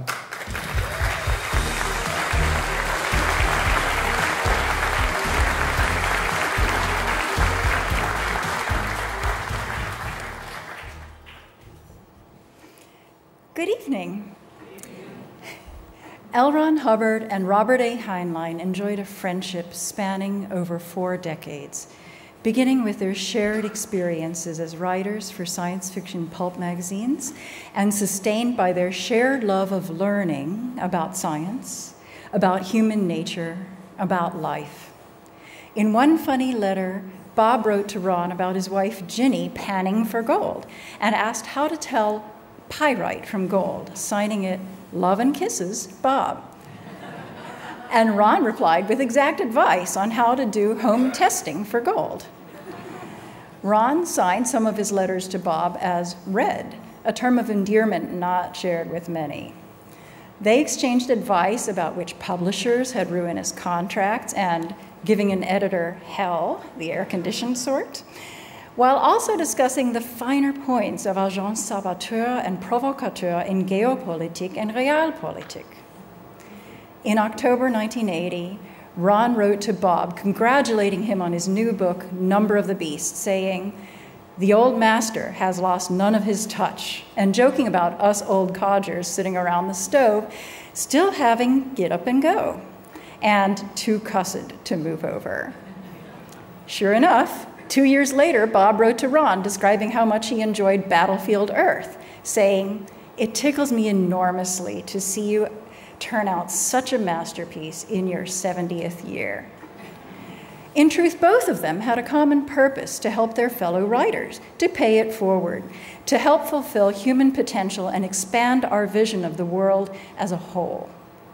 The Heinlein Society was formed in Robert A. Heinlein's memory, dedicated to paying it forward in areas such as Heinlein for Heroes and the Robert A. Heinlein Award, which has, incidentally, been bestowed to 7 Writers of the Future judges in the past, and, as you just heard, most recently, to Dr. Gregory Benford.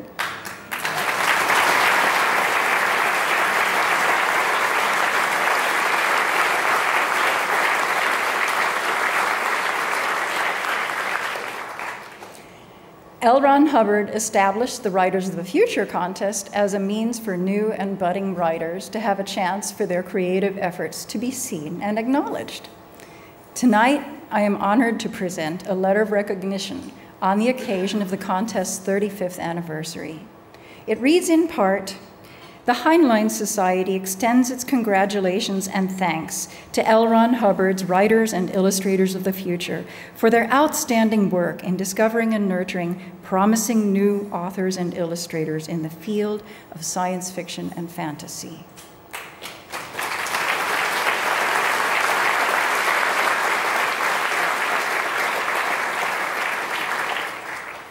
On behalf of the Heinlein Society and issued by its president and chairman, Georgie Rule, I would like to present this letter to L. Ron Hubbard and his enduring contest.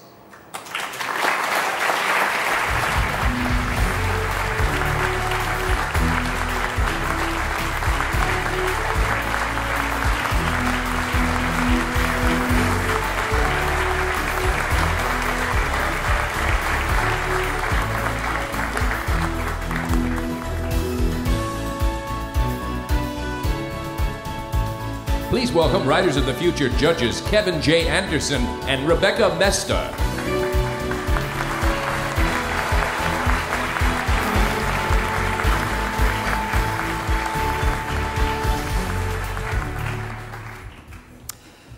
Micah Scotty Cole out of Detroit, Michigan, is a third-place winner with her story, Are You the Life of the Party? A story of aliens taking over the world and one father who decides to take vengeance on the people who bullied his daughter. The illustrator of this story is Josh Pemberton from Seattle, Washington. He originally sought inspiration from posters of oceans and dinosaurs on his walls, and since went on to receive a master's degree in illustration. Please congratulate winners Micah Scotty Cole and Josh Pemberton.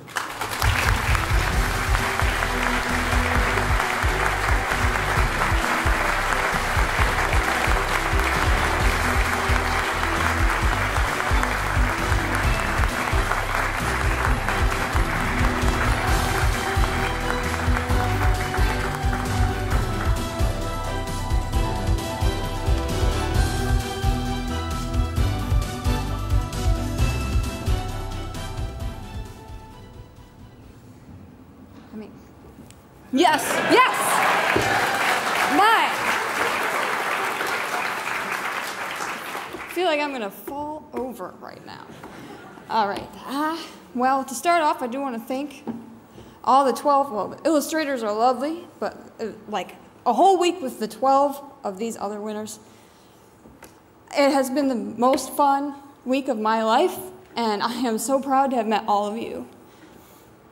I'd also really like to thank ASI and L. Ron Hubbard and all of the lovely judges for coming out here to see us, and to David and Tim and Scott. I cannot believe I got to meet all of you and to learn so much. You have changed my life.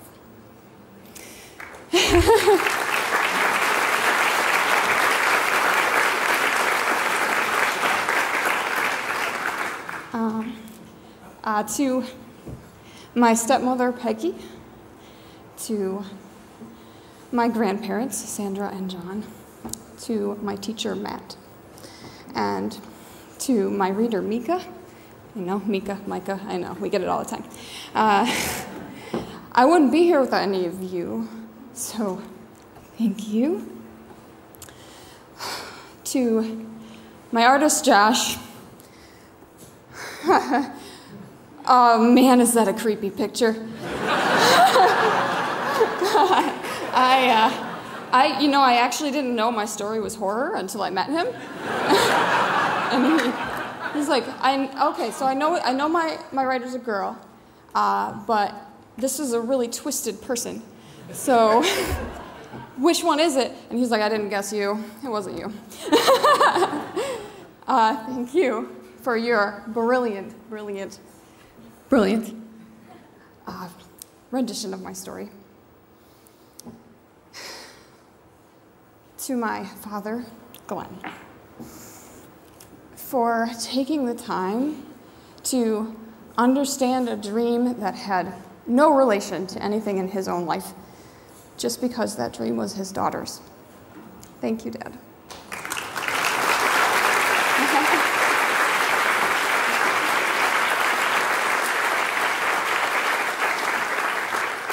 I don't even need this. I guess I'm doing okay. Last time I was on a stage, I just fell apart.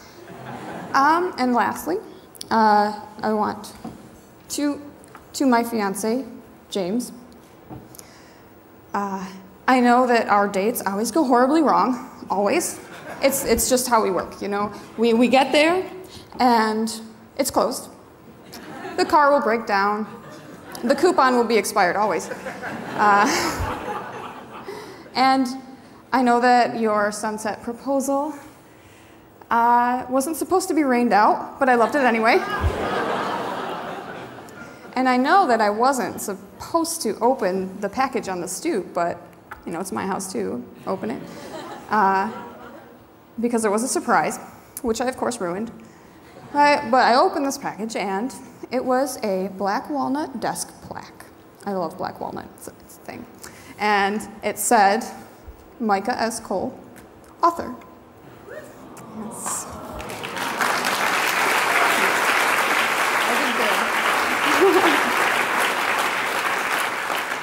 And James, you sighed. Okay, yeah, of course you opened it. And you said, well, I picked that out for you because you've made it. And instead of standing on the shoulders of giants, you are now standing with them. So,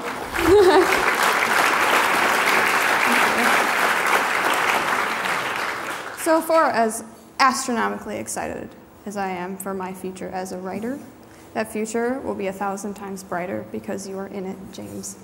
Thank you.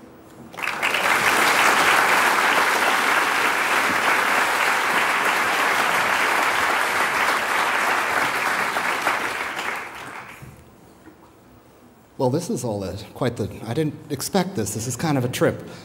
I'm going to start by thanking Bruce, one of last year's illustration winners, for telling me about this, and then I'm going to have some words with him because he didn't really let me know what this was going to be.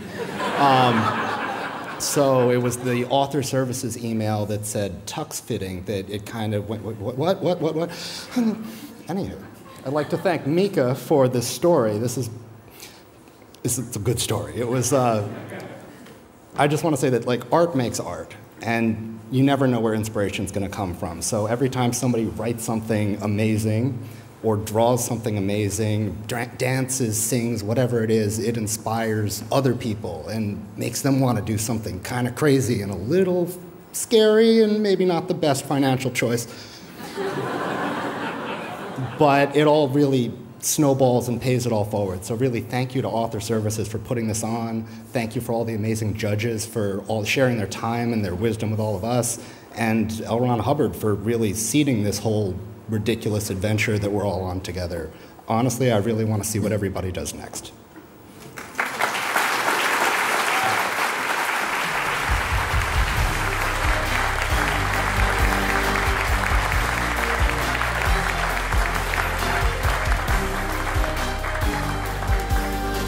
Please welcome Writers of the Future Judge Eric Flint and actor Phil Proctor.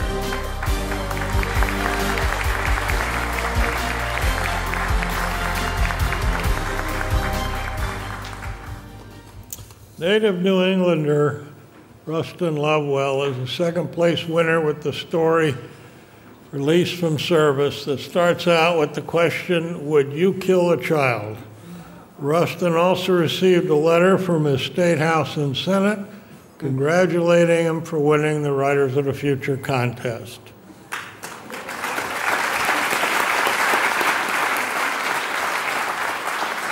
Now, before I carry on, I just want to apologize for my attire. You know, I didn't get the memo. And I missed the dress rehearsal, so I'm obviously undressed. Be that as it may, this wonderful illustrator, Emerson Rabbit, is from La Crosse, Wisconsin. he became incredibly inspired by the Warhammer 40,000 tabletop game. And his aspiration is actually to become a concept artist within the video game industry. But you know, I asked him, I said, you have a very unusual name. What kind of ancestry do you come from? Because I thought he might be a Welsh rabbit. Turns out he's Irish and German, like me. Anyway, please congratulate the winners, Rustin Lovewell and Emerson Rabbit.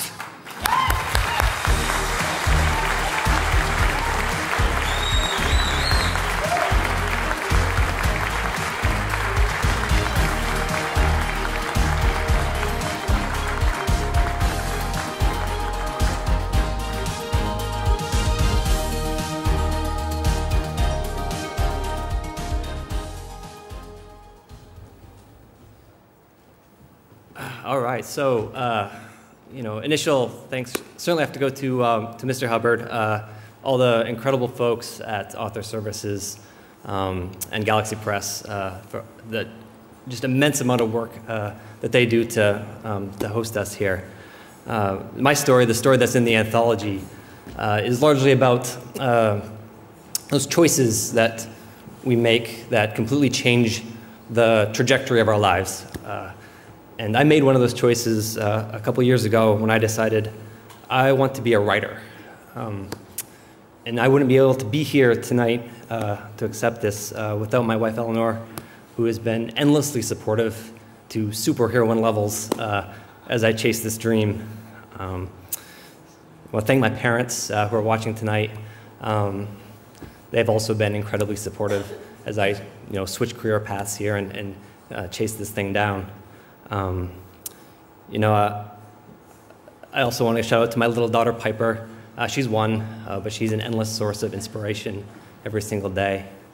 And I want to thank Emerson for just an amazing piece of art. I've had an incredible week meeting some just mind-blowingly talented writers and artists, people I hope to, learn from for the rest of my career. And finally, I want to thank my beta readers who are too numerous to count. They sacrifice a tremendous amount of time and energy helping me and making me better. So you guys know who you are. My deepest thanks. Thank you all.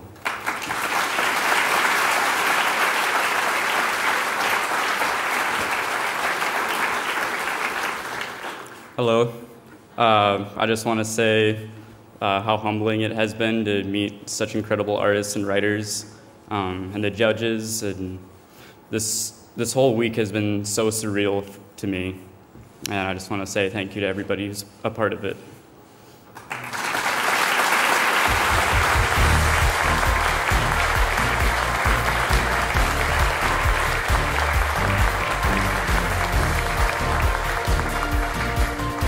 Please welcome Writers of the Future judge, Dr. Doug Beeson, and actress Lee Purcell.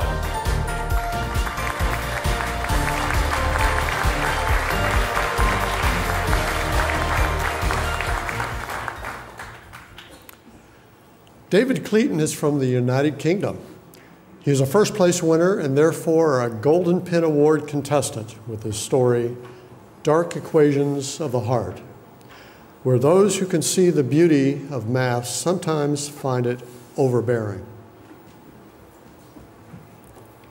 Illustrator Vytautas V. was born in Lithuania. Currently residing in Paris, he is mostly self-taught, using his own analysis of classic masters in addition to many online tutorials. Please congratulate winners David Cleaton and Vytautas V.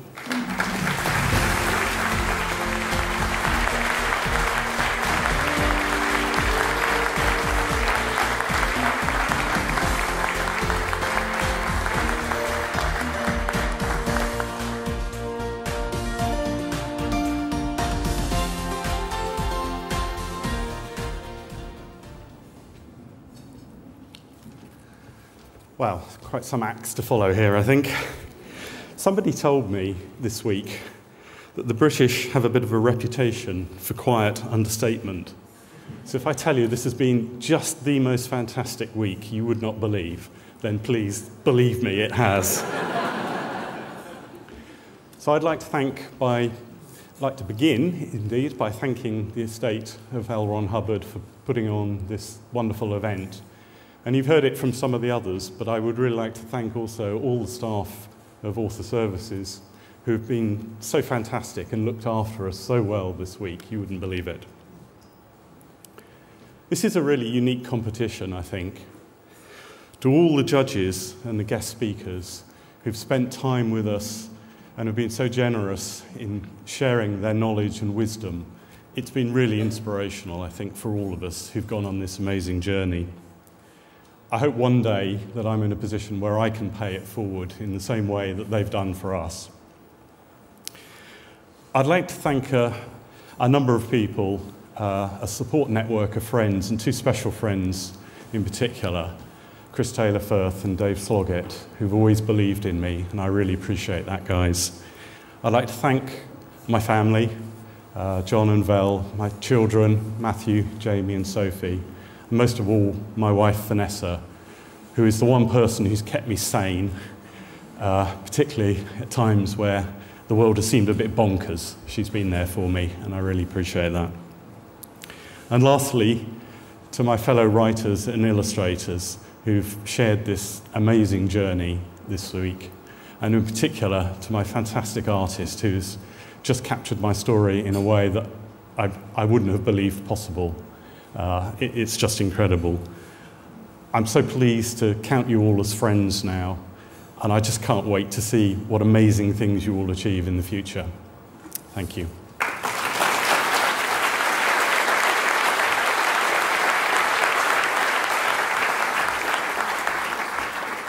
That's pretty. I forgot to take this out. 1 second. Just a second ago, I was cool as a pickle. Not anymore. It's a great fun and honor to be here. It's very fun. The whole week was amazing.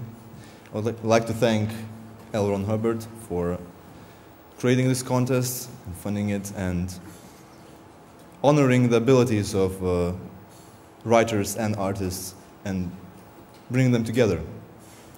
I would like to thank Author Services for running year by year this event. I'm sure it's tremendously difficult, but hopefully fun. Specifically, I would like to thank Johnny Labaki for, it was a bit of a trouble getting me here, getting me across the pond. Messed up myself a little bit, but so I was late to the party. I just got in at the reveal of the artworks, but since then it was amazing. But except for the jet lag, it's still there. I would like to thank David for his story. It was very interesting, very visual, easy to illustrate. Thank you very much. Also, I would like to thank Mitch Buer, who picked me up from the airport.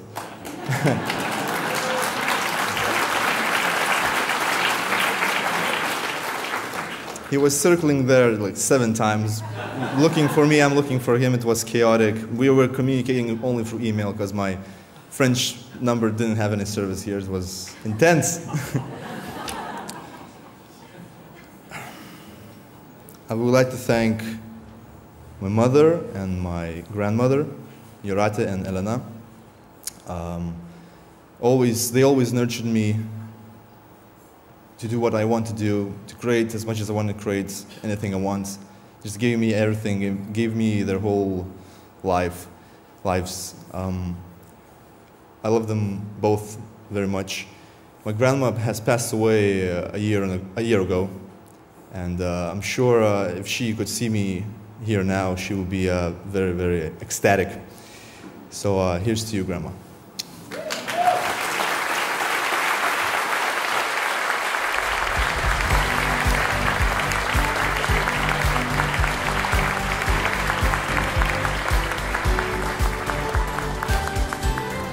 So, now to present the L. Ron Hubbard Lifetime Achievement Award, please welcome our contest director, Joni Labaki, and founding Writers of the Future judge, Dr. Gregory Benford.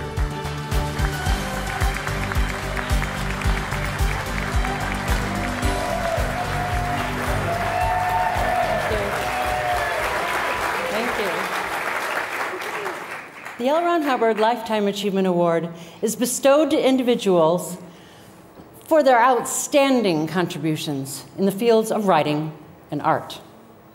It has been presented in past ceremonies to luminaries and masters such as Jack Williamson, Frederick Pohl, Algis Budrys, Frank Frazetta, Anne McCaffrey, Frank Kelly Freas, Robert Silverberg, Larry Niven, Dr. Jerry Purnell, Charles Brown, Dr. Gregory Benford, Orson Scott Card, Tom Doherty, Mike Resnick, and Larry Elmore.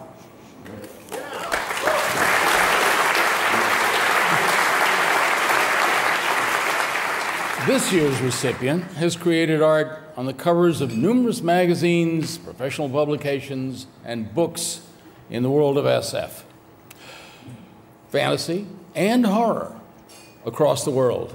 For some time, he was primarily known for his hair. But now he's recognized in particular for crafting some of the best Godzilla art on the planet, or for that matter, off the planet. He's an elected fellow of the International Association of Astronomical Artists and has won numerous awards, including, is that 9 Hugos? Gosh, it's hard to count that high. And 12 Chesley Awards. Like myself, he's a founding judge, not of the Writers of the Future contest, but of the Illustrators of the Future contest.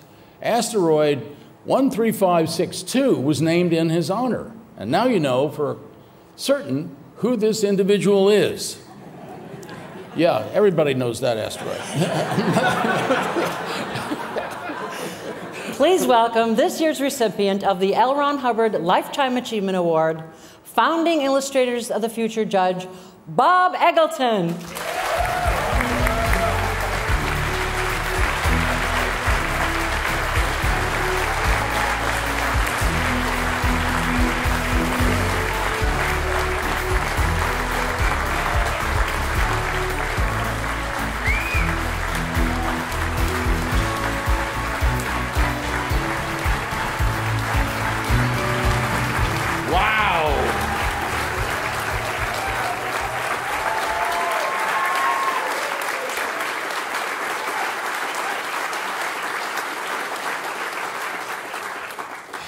I was walking through by a mirror and I said, yeah, the hair's still cool.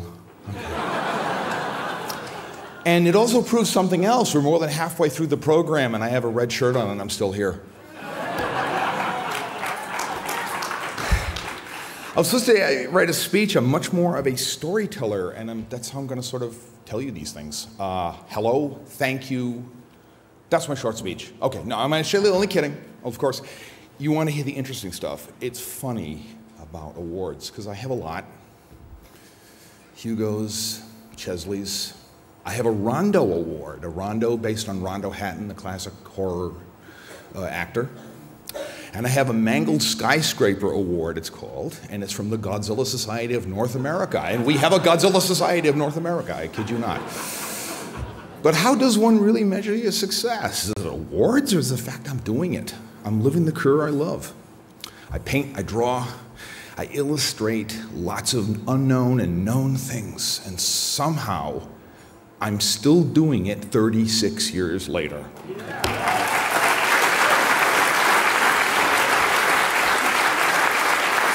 And to give some perspective on that, I have been a judge for 32 years. So here we are. So I take a cue, as far as awards go, like this, I take a cue from the great director Francis Ford Coppola, who said in an interview recently, when you're young and you get fired for stuff later in life, they give you lifetime achievement awards for it.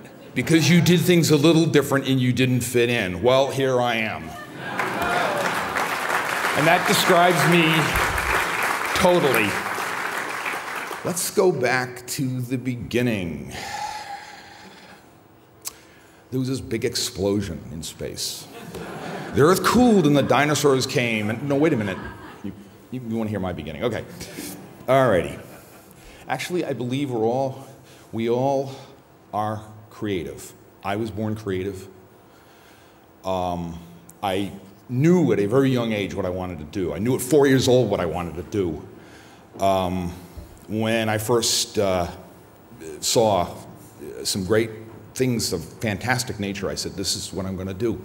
But I just believe that it gets drummed out of you as, at a very early age, people want you to kind of form and fit in, and no matter what, square peg, round hole, rinse, repeat, that kind of thing. That's back to hair.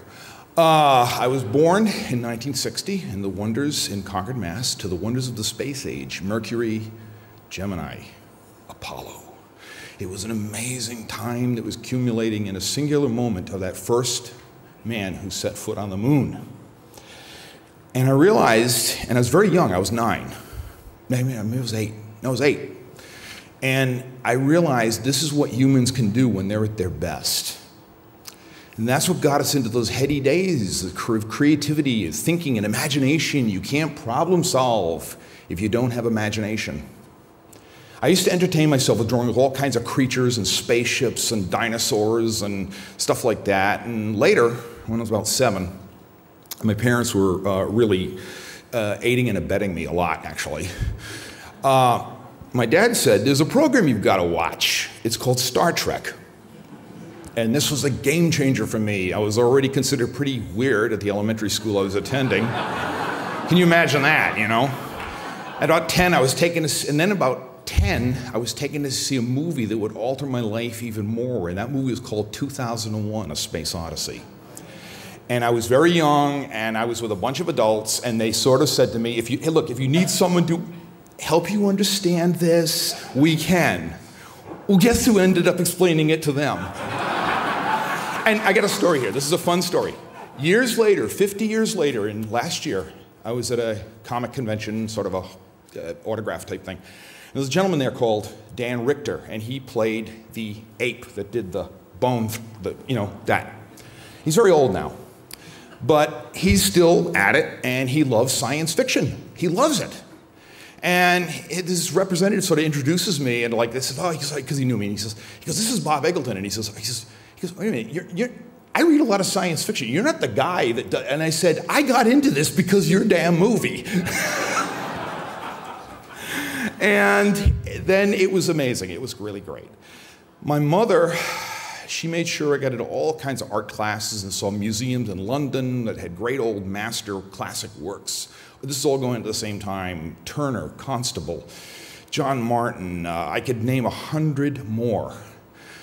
And I learned from these masters, I soaked up their genius and their diversity and creativity. All of them told stories, either with color and light or with narrative situations. And to this day, I've really never been able to get enough of them. I'm the guy in the museum that goes right up to things and like, I worry security people.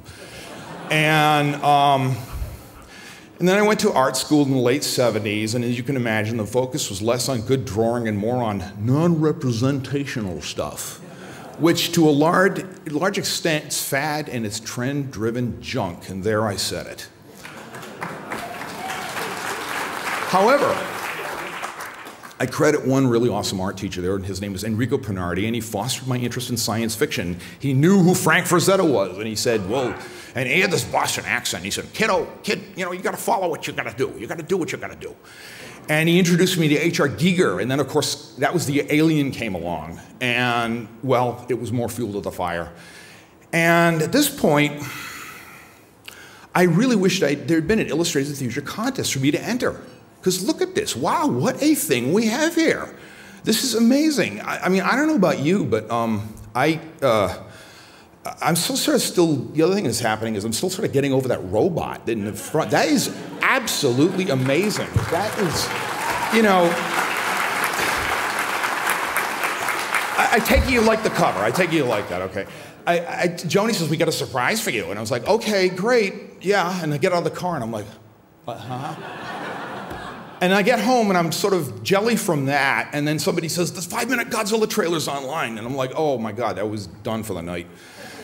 So first came the Writers of the Future, and it discovered some of the greatest talents in our field.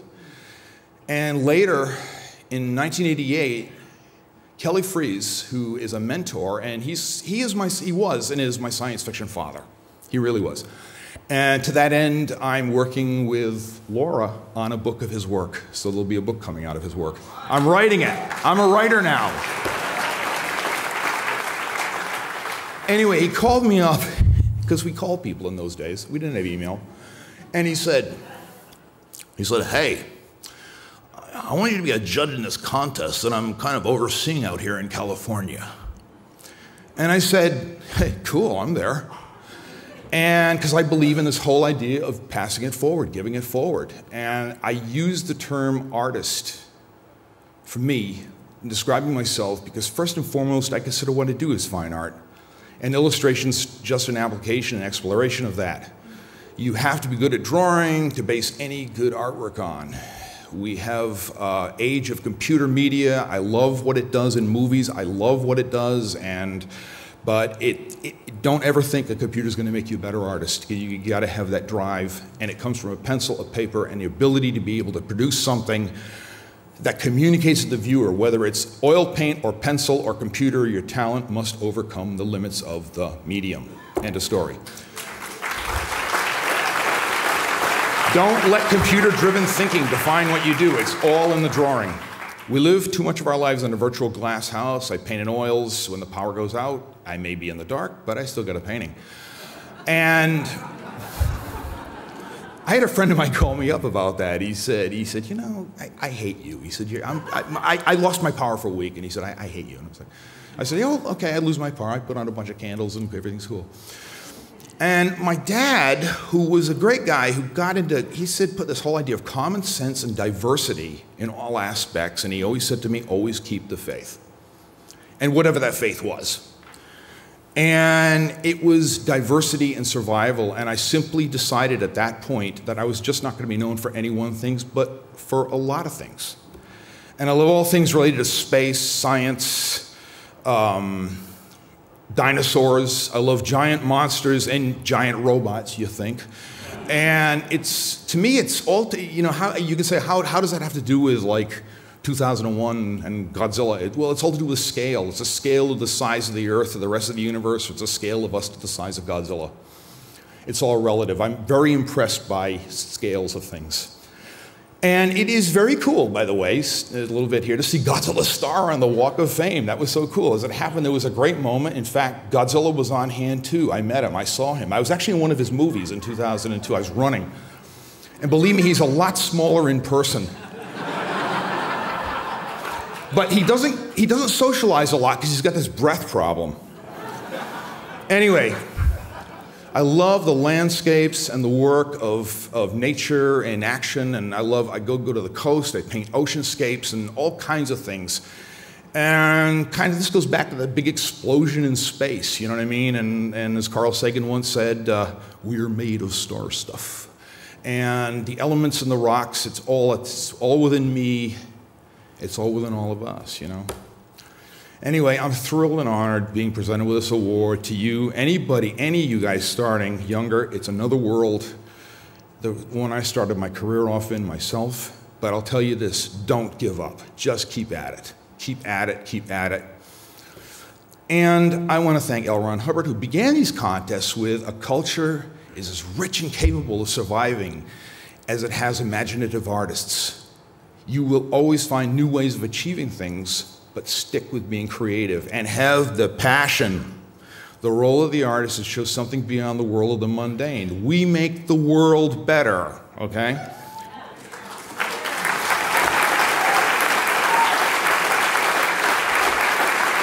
My thanks to too many. Have you got 4 hours? Oh well. My mother and father, who are no longer with us, and people who've enjoyed my work, to all the classic movies and the authors I've admired, to everybody at Galaxy Press, ASI, especially the creative people, Maliva and Maurice, who I worked on this very cool cover with, and you see it on the Writers of the Future book here. blends the best of both worlds, because they liked the smaller painting I did, and I had to make it bigger. So I did another bigger painting to fit around it, and it was meshed seamlessly by Maurice with some digital manipulation. So that's when we're working together. That's when it's all working together.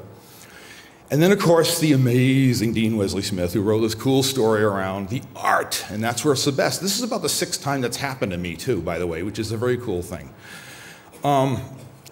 Art and writing is a collaborative venture. It needs to be. I always will, always say that artists and writers can work together, and sometimes writers can work off of artists' art and we can all work together. It's great.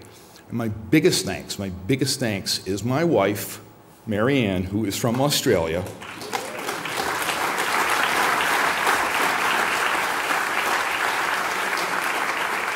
I married her 20 years ago last October, so like, where did that go? And she deals with me, and she's that one good person that keeps me together. She's the one that, and I say this, and I'll leave you with this too. Don't try to be the best there is. Be the best you can be. Thank you, and I love you.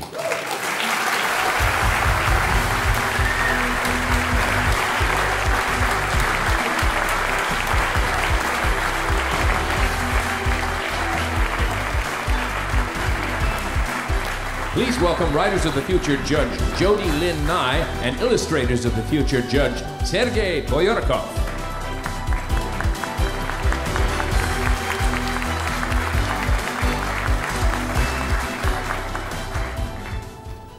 Congratulations to my friend Bob Eggleton. You're having a really good hair day.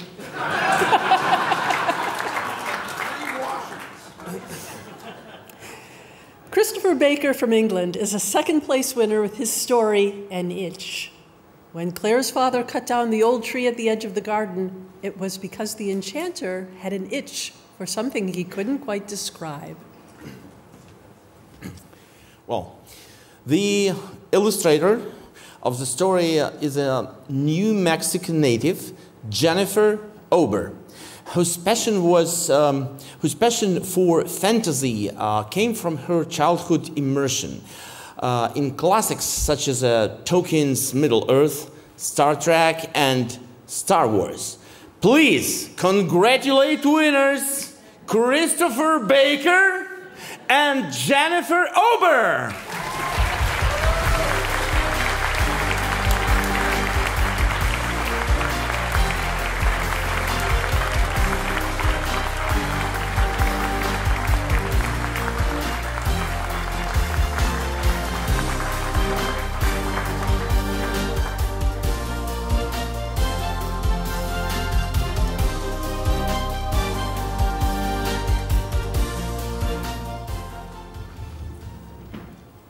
Hello. Oh, that's nice. So this is quite bewildering. But like David, I'm British, so I figure I will bumble my way through and try and maintain the maximum amount of charm as possible. So, is it working? I hope so. Yeah. So I would like to thank Mr. Hubbard's Writers of the Future competition. I'm very honoured to have been picked as a winner. I would like to thank the judges, Dave Wolverton, Tim Powers, Orson Scott Card. Your advice has been invaluable. It was wonderful to sit through the workshops and hear all of your wisdom, and also discover that you go through the same chasm of despair that all writers kind of go through, or that I at least go through. And I'm going through now. I would like very much to thank the writers who I have met. You guys, you're actually quite good.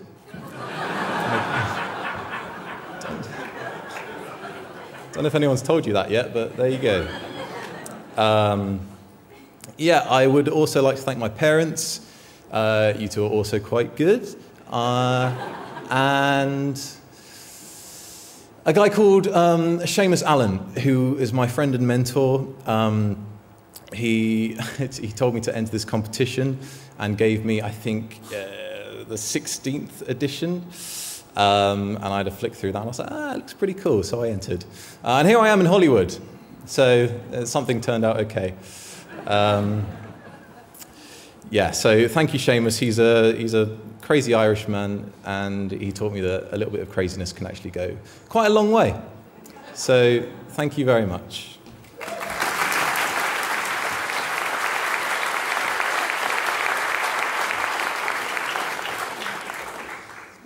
Oh my. Well, I wanted to thank L. Ron Hubbard for this foundation and the opportunity to do the Writers of the Future competition. I also wanted to thank the judges for all their hard work this week and mentoring us and helping us prepare for the future with our illustration careers. I also wanted to thank the staff of the Writers of the Future who worked on that. You guys went above and beyond, especially for me, so I really wanted to thank you guys for that, especially Joni. And then I also wanted to thank my friends and family, especially my parents, for supporting me and helping me pursue my passions. Without them, I wouldn't be here today, so thank you.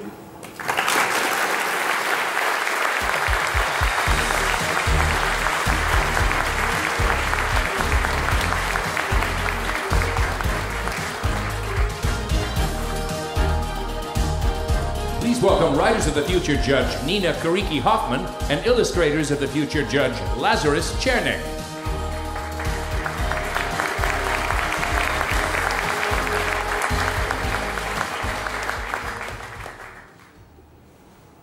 Carrie Callahan, out of Kentucky, is a third-place winner with her story Dirt Road Magic, where there's a lot to be learned from the crotchety old wizard who lives in the trailer house at the end of the road, but perhaps the most important lessons aren't the ones he's trying to teach. The illustrator of this story is Chinese-British national Yinyin Zhang. She has a science degree from the University of Oxford, but with an overactive imagination and propensity for daydreaming, she also has taught herself art. Please congratulate winners Carrie Callahan and Yinyin Zhang.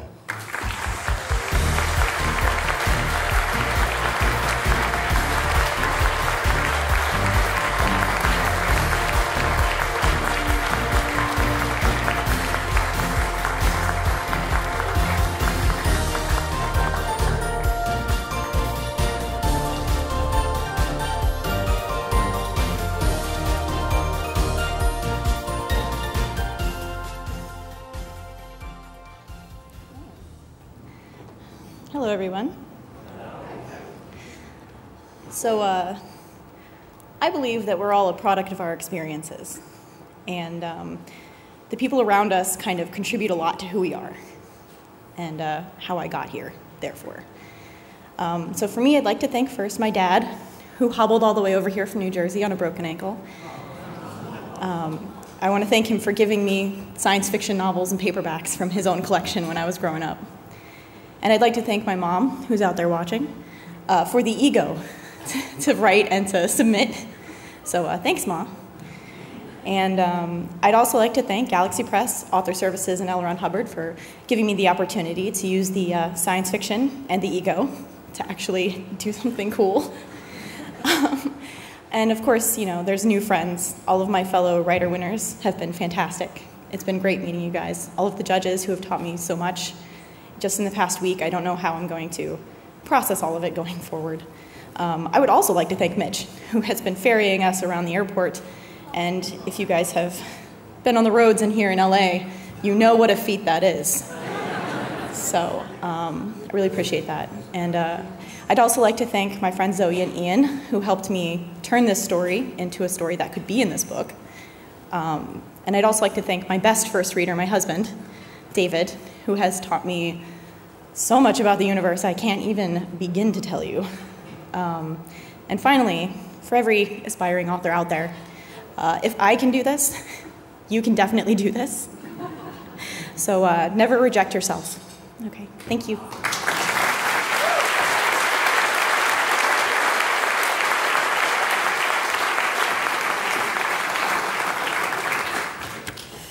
Good evening. I am incredibly honored to be here tonight. When I first got the call from Joni telling me that I was one of the winners, I kept expecting her to ring me back the next day saying, actually, we made a mistake. Thankfully, that didn't happen. That would have been awkward. And as a result, I am able to participate in this incredible competition. I got to learn from artists that I greatly admire, and I got to meet all of the other winners. It's a real privilege to know you. All of this would not be possible without the generosity and vision of L. Ron Hubbard, so I would like to thank him for providing this opportunity for all of us. I'm also grateful for everyone at Author Services for their hard work in organizing this competition and for the judges for giving me this opportunity. I'd like to thank my friend Hannah for introducing me to this competition, and to Cecilia and Zoe for always believing in me. And last but not least, I'd like to thank my parents who are here tonight for not panicking too much when I told them I wanted to pursue art.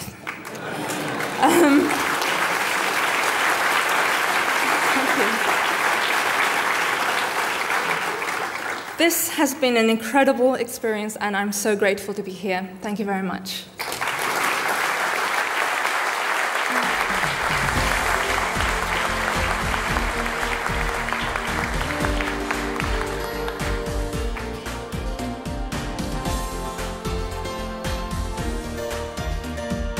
Please welcome Writers of the Future Judge Larry Niven and Illustrators of the Future Judge Dr. Laura Fries Baraha.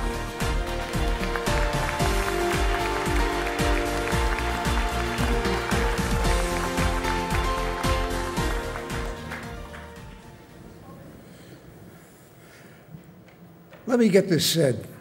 That's the most interesting dinner I've ever been offered, in every positive sense, at any banquet.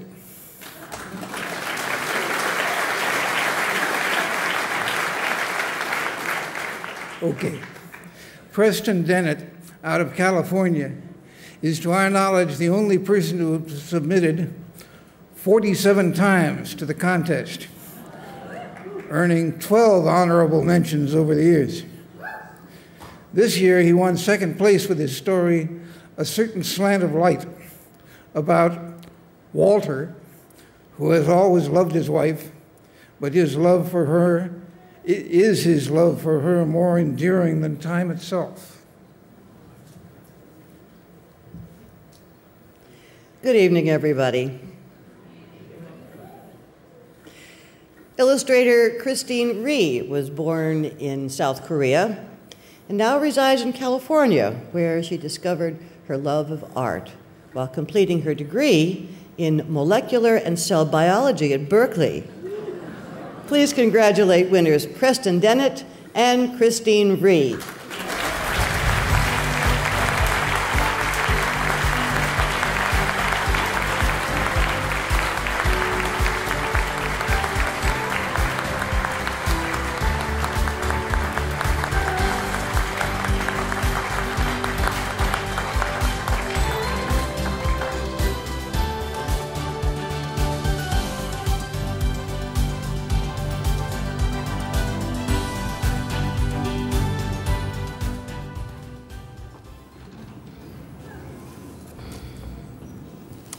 Finally made it up here. Wow. I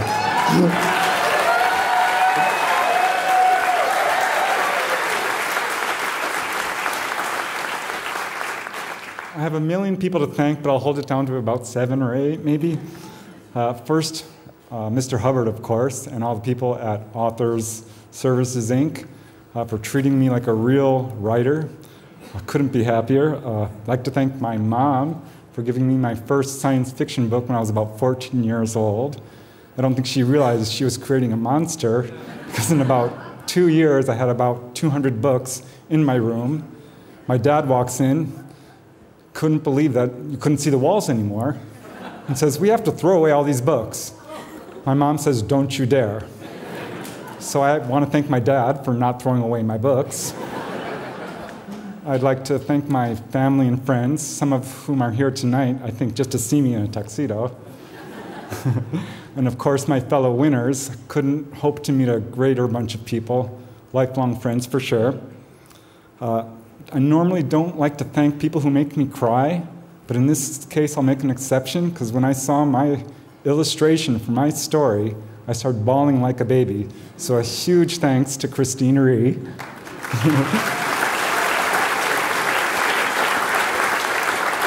I'd also like to thank the judges, not only for giving their lifelong earned wisdom and sharing it with us, but also for writing all those books that really sustained me through my childhood. I spent all my allowance on you guys.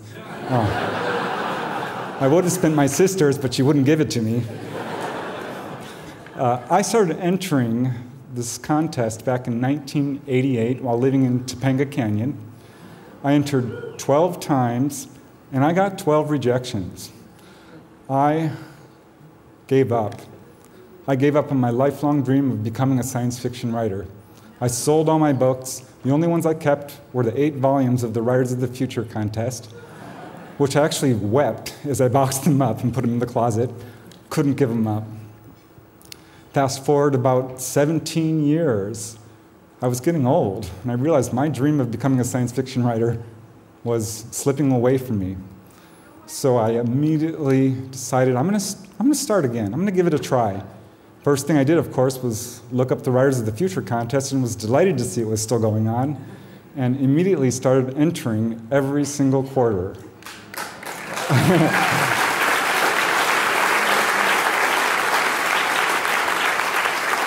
Yeah, I racked up a bunch of honorable mentions, but couldn't seem to get past that barrier until I was browsing the Writers of the Future forum. Huge shout out to the people on the forum. I learned more from you guys, really, than anywhere else. And came upon this thread about not giving up. Thought, that's right up my alley, let's check this out. One guy said, don't worry, I would never give up. I've heard the story of Topanga Canyon. I got a cold chill. I'm like, what's the story about Topanga Canyon? Turns out, this comes from a workshop taught by Dean Wesley Smith, one of our esteemed judges, about the importance of not giving up. He talked about a writer named Topanga Canyon, who all the editors were actually talking about. They were all wondering who was going to be the first to publish his story when suddenly he disappeared off the face of the earth. And I came back, and that really, I found out like I discovered a secret identity. I was devastated and elated. I wish there were a word for that. And, but it gave me the inspiration I needed to keep on entering, which I did. And on that 47th try, I got that call from Joni that I had won second place. And I couldn't have been happier. So a huge shout out to Dean Wesley Smith for bestowing me with that secret identity.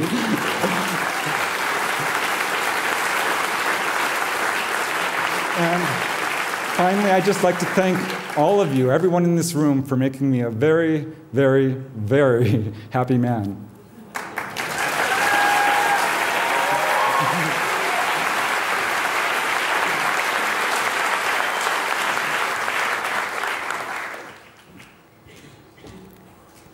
This is heavier than I thought. I normally use pictures, so I'm going to get straight to the point. I would love to thank Mr. L. Ron Hubbard, Author Services. You guys have made this week really wonderful and mind-blowing, and thank you for welcoming us and making this amazing experience not quite overwhelming, but exciting instead. Thank you to the mentors, Echo and Lazarus Chernick, and the judges for your wonderful advice and just the inspiration to keep going. Your experience is invaluable. Preston, your story was beautiful. So the drawing drew itself. I'm so excited that you all get to read it soon, and I hope you enjoy it as much as I did. To my mentors and art family, especially Bruce Branise, who told us to apply.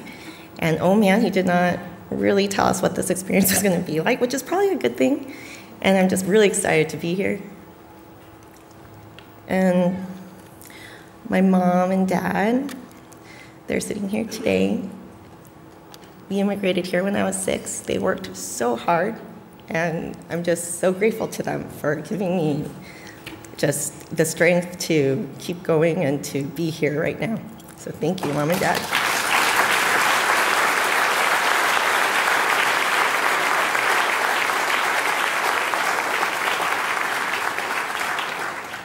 And my sister is studying really hard in medical school, so if we can all just like wish her like luck on her step ones, that would be great.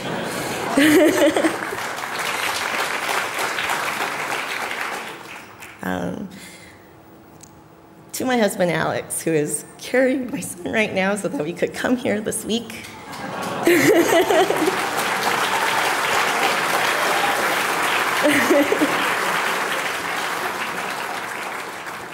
He encouraged me to pursue art from the beginning. Love you, Karen. He encouraged me from the beginning. He was my rock and my strength when I switched away from biology, and just allowed me to just be here, and he just believed in me more than I ever believed in myself. So I'm so thankful to him. And last but not least, but probably the smallest, my son, Kieran. I love him so much. And he's been so inspiring. I had no idea how much a child can change your life. And I just want to make this world a better place for him, for everyone, so that we can just all be just in loving company with one another. Thank you so very much.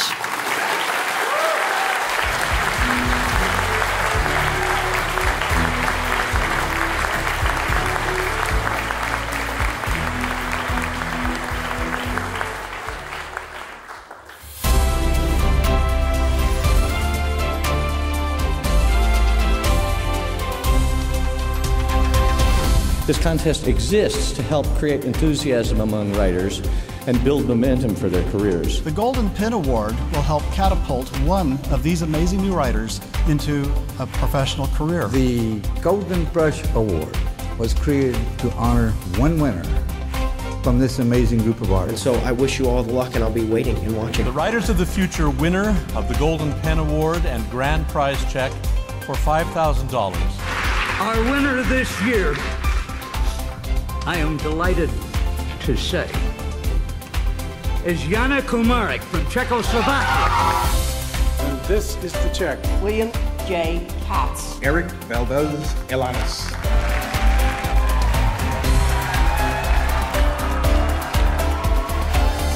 I've never passed out, but there is a first time for everything. This experience, I'm never going to forget it, and I'm going to cherish it forever. I want to thank the L. Ron Hubbard Writers of the Future contest from the bottom of my heart. Thank you everyone. Wow. I haven't heard. I am happy. This is the best day in my life, you know. I would certainly like to thank L. Ron Hubbard for starting the whole shebang off. There's no contest like this in the world. I wouldn't have entered if it wasn't for the fact that the competition's free. It's open to anyone, anywhere in the world. I also wish to thank especially L. Ron Hubbard for the love that he has for the arts. I hope to be giving back the way that the judges have taught us, the way that L. Ron Hubbard set up this contest originally. You have to find that inner fire, and that's what this contest has helped me find. And I think that that's the most important thing, that no matter how many times you get rejected, that you keep coming back. This is just the beginning. This contest has like culminated that into this pinnacle of awesome. Here's to the future.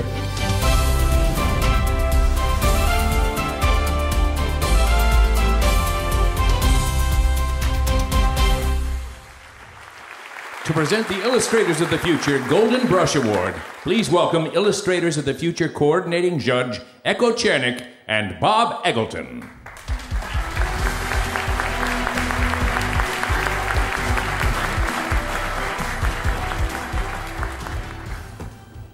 Finally, the moment we've all been waiting for. The entire past week was dedicated to this talented group of artists. They have learned from the judges and the words of L. Ron Hubbard on art. And we hope that the mentoring, promotion, and networking that we provided will help them achieve success more quickly.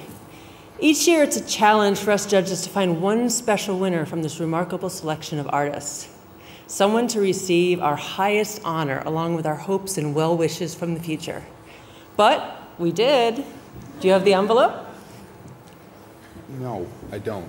Well, I don't have it. I don't clock it. You have it? You have it? Wait a minute. Como arigato, Mr. Roboto. I always wanted to do that.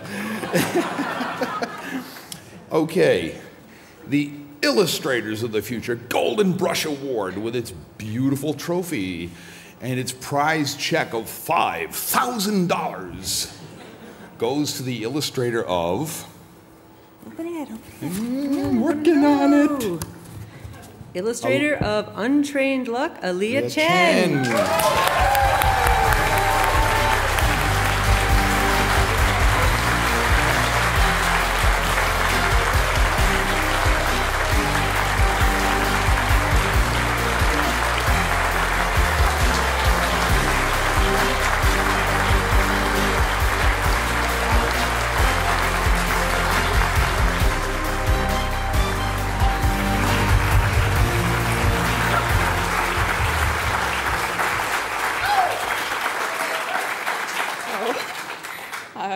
I'm shaking right now. I totally did not expect this at all.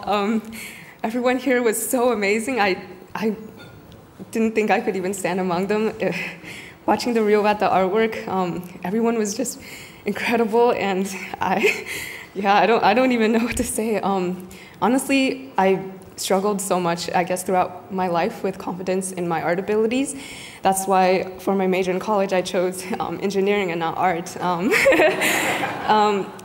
But this contest and so many people have really helped me realize that art is a possibility, and honestly, if you have a passion for something and you work hard for it, it's going to be possible. If you work hard and you love what you do, there's nothing that can stop you. So for me, this contest just really represents that. It represents that my dreams are possible. I don't have to be scared of rejection, and even if rejection happens, that's only an experience that will make me stronger and help me try harder. But yeah, thank you guys so much. I'm so honored. Thank you for being here, and yeah, thank you.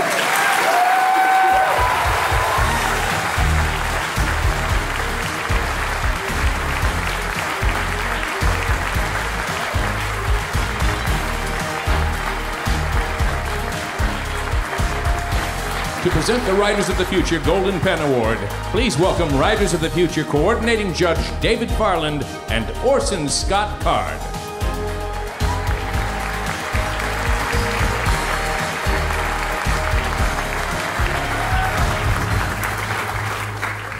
First of all, I'd like to say we really have a talented group this year, and it's a shame that we can only have one grand prize winner among them. Once again, it's been my privilege to search through thousands of stories to discover our winning authors, our winning tales. And it is an absolute honor and privilege to them, along with the other judges and professionals, to spend a week to further mentor this group of individuals who show such tremendous promise and exemplify the best new writers in the world. Writers who not only have a strong grasp of how the world works, but how it could work better, and so give tomorrow a new form, as was envisioned by the founder of the contest. Several winners have already gone on to publish in other forums, and we look forward to watching them continue in their success.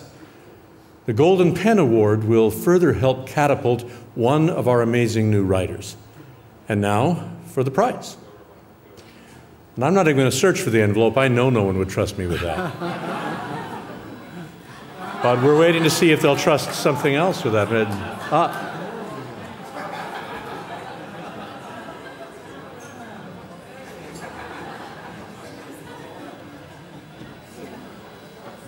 meet it halfway.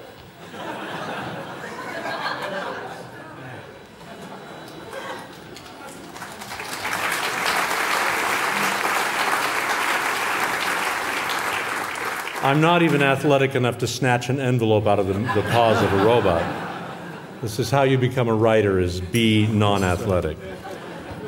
The winner, the Writers of the Future winner of the Golden Pen Award and grand prize check for $5,000 goes to the writer of the story, Thanatos Drive. It's to Andrew Dixgall.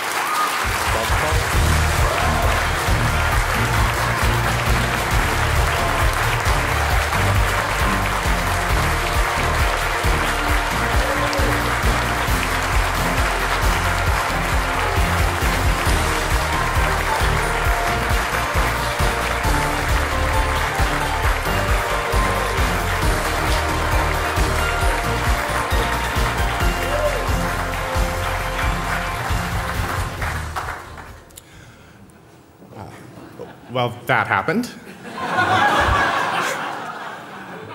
And I do feel as though I've been catapulted.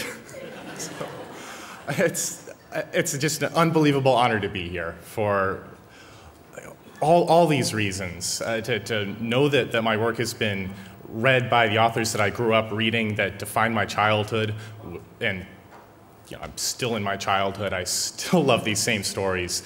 It's absolutely unbelievable. So I have to thank them. I have to, of course, thank L. Ron Hubbard's estate. I have to thank the people at Author Services again. We've been treated gloriously well. We've walked up to folks, which story did you write? And we tell them, and they go, oh yeah, I remember that one. And it's like, people read what I wrote. Right? But what makes this the greatest honor for me, it's just incredible, are the rest of the cohort and the company that I've been permitted to keep this week and the company that Thanatos Drive has found itself in. That's the test. That's what makes this feel like it's worth everything in the world, is to look at the stories that are in that anthology along with mine and to take those as the standard to which it has been held and found sufficient. It's just unbelievably humbling to look at these people who are the writers of the future and be counted among them and be able to look forward to what they and we are going to go on to do next. So thank you to everyone here. Thank you again to all the people who have supported me over the years and put up with me over the years. I could not be happier right now. So thank you.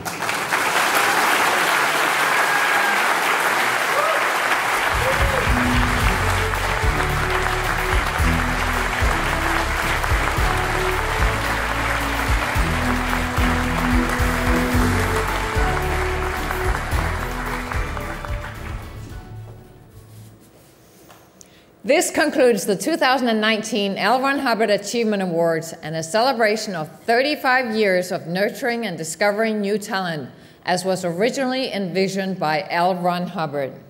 So, together, let's plan for another 35 years of success and positive effects upon the world, based on the vision of the amazing writers and artists we discover every single year. Because, as L. Ron Hubbard said, science fiction does not come after the fact of a scientific discovery or development. It is the herald of possibility. Please join us now in the beautiful Taglian premises to further honor tonight's winners and our esteemed judges. And do not miss out on your chance to ask our winners for their very first autographs as published professionals. From all of us at Author Services and Galaxy Press, congratulations to all the winners, and thank you all for being with us tonight. Enjoy the rest of the evening. Thank you.